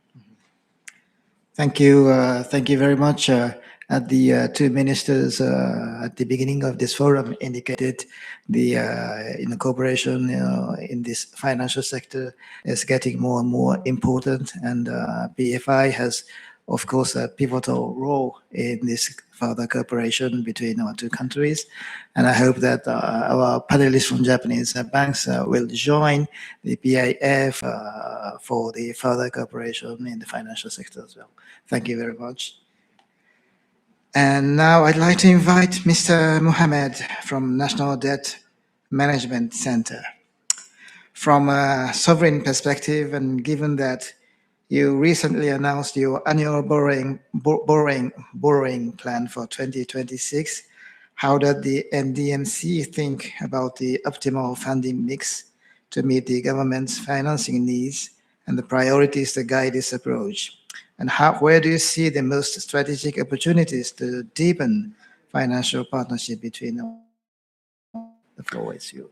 Thank you for having me, and it's a pleasure to be in front of such audience. And going back to your question, from a sovereign perspective, NDMC funding approach is guided by government financing need at a fair pricing. And when we think about the optimal funding mix, we focus on several dimensions. Most importantly is balance and diversification. And as you've seen from the annual borrowing plan, we actively manage the balance between international and domestic funding, as well as public and private market. Today's about 62% of our debt portfolio is domestic, which highlights the importance of the local market and the significant improvement in the local debt capital market. As an example of that, in 2025, international investor participation has more than doubled compared to 2024, reflecting the increasing confidence in the local market. Another key dimension that we focus on is flexibility across the financing channels. Private markets have become increasingly important component of our funding strategy. And we've seen today the announcement between NDMC and NEXI that complements our sovereign funding strategy and enable Japanese contractors to access the Saudi market more effectively. And maybe to the last question in terms of the Saudi-Japan partnership, today's announcement is just one step of many. We've also expanded our engagement with Japanese financial institutions to enable access to the market and also enable both Japanese investors and contractors to participate more actively in the Saudi market. We view Japan as a natural long-term partner. We see many opportunities that could deepen the relationship further in a way that is mutually beneficial. Thank you. Thank you. Thank you very much. I think your partnership with NEXI will encourage more and more Japanese companies to come and invest and doing business in your country. And I hope our Japanese financial institutions participate as well in this very promising exercise. Thank you very much. Now, I'd like to turn to our two panelists from Japanese entities. First, Mr. Raman, Head of Corporate Coverage, KSA MUFG. Provided MUFG's position as a global banking group with a strong balance sheet and deep experience in structuring complex infrastructure and energy financings, how can it support the transition from 2025 achievements to a bankable participation in Saudi Arabia's upcoming giga and mega projects? Thank you. Thank you. And I'm quite honored to be representing MUFG in a spirit of fostering the relationship between Japan and Saudi Arabia. MUFG, as most of you would already know, has been operating in Saudi Arabia for quite a long time. We've been supporting Saudi Arabia's development for over two decades, and have been on the ground operating since 2018 via a commercial banking branch. MUFG has been following Vision 2030 for quite some time, and the scale of Vision 2030 is so large that we do see a lot of value that MUFG brings in terms of assessing various aspects of delivering the Vision 2030. I personally see it as us, MUFG, supporting the development and achievement of Vision 2030 in four ways. First one is obviously being the different sectors that Vision 2030 is opening. Traditionally, it had been mostly energy, but under Vision 2030, we're seeing infrastructure development, we're seeing energy development under green hydrogen and renewables, we're seeing digital infrastructure, we're seeing sports and events infrastructure coming up. We're seeing aviation, for example, has taken a big street. All of these sectors, MUFG is world leaders when it comes to not just arranging capital, but advising, structuring it in a bankable way, and bringing it to the market and bringing new sources of financing. Second, obviously, we don't just bring our balance sheet, but we also bring our investor clients and our global clients to this market. That's something that we are keen to operate. Third area that we're really keen to focus on is not just show you what a bankable transaction looks like, but it's also to bring in that human development angle, to localize it, because it is at the end of the day, it's a service industry. So developing that human capital, financial sector is anyways very robust in Saudi Arabia, but with these new technologies coming up, new sectors opening up, the financial structuring that has come up is very important to us, and we've been doing that with the local youth in order to develop that and localize that knowledge. And I think the fourth area that we bring a lot of value at, which Mr. Saini just mentioned, touched upon, was we like to be a bridge between Japan and Saudi Arabia. What does that mean is that we want to create and foster those relationships between Japanese companies and Saudi companies, something that we've been doing with PIF's National Development and Supply Chain Localization teams. A lot of our Japanese colleagues are here who are our clients. A lot of our Saudi companies are here who are our clients, and we can be that center element which can create that, which can materialize those partnerships, which will create long-term sustainability in terms of industrialization, and MUFG will stand behind it in terms of providing the financial stimulus that's needed. Thank you very much. We are all to find the bankable and sustainable project is very essential, and I hope that you will lead and encourage Japanese companies or Saudi Arabian companies to execute or to make these promising projects a great success. That's what I need to do. Thank you. So finally, our final panelist, Mr. Abdullah, Head of Saudi Arabia Coverage, SMBC. Acknowledging SMBC's position as a relationship-focused lender with deep expertise in project finance and public-private partnerships, how can it support the evolution from milestone-based project to repeatable financing platforms in Saudi Arabia? And what partnership outcomes would signal long-term success? The floor is yours. Thank you for hosting us. It's a great pleasure to be here. I represent, as the head of SMBC Saudi Arabia, we have over 4 decades of servicing relationships in the country, and we've been part of every major financing in the country. From SMBC's perspective, the opportunity we see in the kingdom is not only to provide more financing, but to provide better financing. Our focus has really pretty much been to put in place financing structures that are more investable, that are scalable, and also to bridge the gap of capital between Japanese long-term capital and Saudi opportunities. For mega projects in particular, SMBC sees 3 things. One is layer the funding, second is sharing the risk, and third is mobilizing long-term capital. Layered funding, for example, when projects are in early stages, projects tend to go to construction and bridging facilities. When they're more mature, we help them secure syndicated and term loans, and when projects have stable cash flows, we finance them through sukuk, bonds, and bridge bonds. Second is sharing the risk, and most, if you look at it, most mega projects don't fail because of lack of capital, but actually they fail because risk hasn't been packaged properly.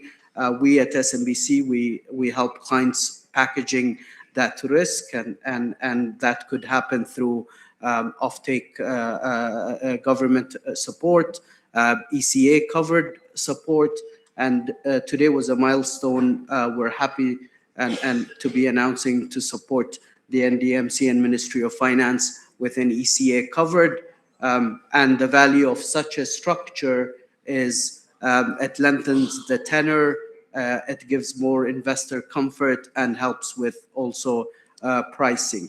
Thirdly, we help with mobilizing long-term capital. Japan has a lot of long-term capital with life insurer, pension funds, financial investors, strategic investors, but who are keen also to see transparency risk and stable cash flows. And also a lot of these, to be able to attract a lot of these capital is to do a lot of investor engagement and education on Saudi projects. In that context, we are pleased to have a business matchmaking forum that we held during the FI in Tokyo, which was a very great step in connecting Saudi and Japanese companies and opportunities, and we had a very good attendance from both sides. So I think the bottom line is Saudi Arabia has very scalable and a great pipeline. Combine it with long-term capital from Japan, plus a very disciplined structure, And I think there will be a fantastic KSA Japan financing corridor, and SMBC is very committed to playing an important role in making that financing corridor happen and more investable. Thank you. Thank you very much. You already concluded the session. Good too. As was said, the cooperation in the finance sector has been gaining its importance, and I think our four panelists here have very significant roles in encouraging Japanese companies to cooperate or to making the projects a great success, and also making the bridge between Japanese and Saudi Arabian companies. Thank you very much for your patience, and I'd like to conclude my session. Please give a round of applause.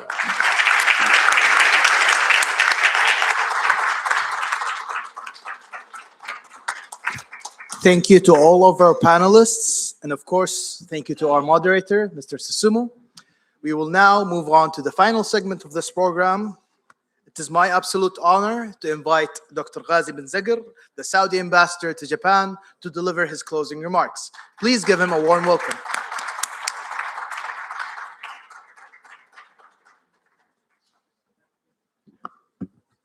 بسم الله الرحمن الرحيم.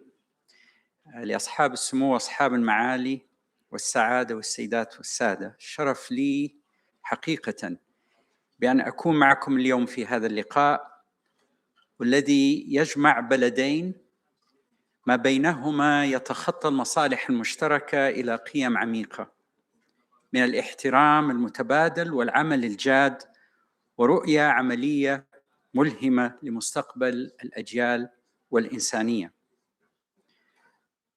To the Royal Highnesses who attended today and their excellencies and dear friends, I could only express my deep appreciation to both the Kingdom of Saudi Arabia and Japan for their shared spirit, their mutual commitment, and the sincerity that defined today's discussions and the relationship between both our countries. Truly exemplary, and I'm truly proud to be indisposed to represent that relationship. I thank His Excellency Engineer Khalid Al-Falih, Minister of Investment of the Kingdom of Saudi Arabia, and His Excellency Rosi Akazawa, Minister of Economy, Trade and Industry of Japan, for their leadership and clarity of vision that have defined not only the past of our relationship, but the potential that we are here to explore together. I also want to take this opportunity to thank Chairman Abdullah Saleh Kamil for the warm welcoming remarks and indeed for hosting the event here today. And I want to thank His Royal Highness Prince Faisal bin Bandar bin Sultan Al Saud for reminding us that the future economy is also a profound cultural and human story where pragmatism and inspiration come together to define the opportunities of tomorrow. Something that the Kingdom of Saudi Arabia and Japan are truly fitted to explore the possibilities of. We meet today in early 2026, a moment that calls not just for reflection, but for decisive action. The year 2025 carried deep significance for our two nations. It marked 70 years of Saudi-Japanese relations, and it witnessed the success of Expo 2025 Osaka, a global celebration, truly a global celebration of innovation, sustainability, and the power of human creativity. And for me personally, having spent 6 months there, a testament to the need for us to remain positive about what we can do together when we collaborate together, and the kind of better world that we can create. As Saudi Arabia to host Expo Riyadh 2030, we do so with pride and responsibility, and we're proud to collaborate with our Japanese counterpart to ensure the success of that event. Taking the torch from Japan has always been a great honor and pleasure. This transition reflects our shared belief that civilizations progress when experience, knowledge, and trust are passed forward across generations. And our commitment to the generations to come must remain, and definitely a hallmark of the relationship between Saudi Arabia and Japan is the ability to design and create a future that has a time horizon that goes decades into the future, if not centuries. What makes the Saudi-Japanese partnership truly exceptional, in my humble view, is that it has always been anchored in mutual assurance and deep trust. This is something that goes beyond the numbers, beyond the logic, to the assurance of two spirits of two nations that understand what it means when peace and security must go hand in hand with building better and stronger and more resilient economies. From energy and petrochemicals to infrastructure, manufacturing, and human capital, our cooperation has been reliable, principled, and mutually beneficial. Today, however, a new dimension is clearly emerging.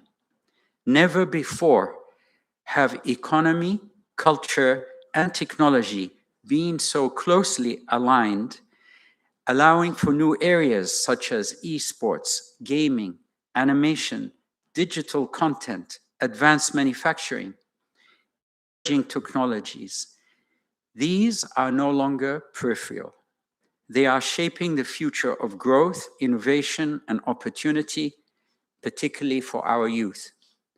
And the bilateral meetings we had today assured our commitment to explore these new areas and to make sure that they are added with the same strength and vigor that our traditional areas have been between our countries. Saudi Arabia brings into the equation ambition, scale, and transformation. Japan brings precision, creativity, and enduring excellence. Together, we are not only exchanging investments, we are co-creating futures. If 2025 was the year of affirmation and celebration, then 2026 must be the year of action. Action that converts dialogue into partnerships, vision into platforms, and trust into tangible results. At a time when the world seeks stability and cooperation, the Saudi-Japanese partnership stands as an elegant yet powerful example advancing prosperity, peace, innovation, and quality of life for all.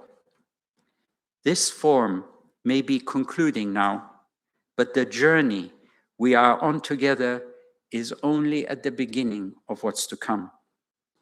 ختاماً أتقدم بخالص الشكر والتقدير لأصدقائنا في اليابان، ونؤكد التزام المملكة العربية السعودية بتعميق هذه الشراكة الاستراتيجية والعمل معاً لبناء مستقبل يقوم على الابتكار والازدهار والسلام. والسلام عليكم ورحمة الله وبركاته. دومو أريغاتو غوزايماس. شكراً جزيلاً. دعونا نبني المستقبل معاً بإذن الله تعالى. شكراً.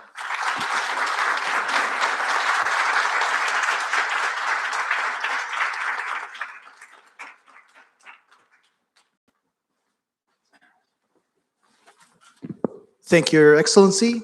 With this, distinguished guests, we conclude the Saudi-Japan Ministerial Investment Forum. Thank you for your participation, and we wish you continued success in strengthening the relationship between our two countries. Go seichou arigatou gozaimashita. Thank you so much.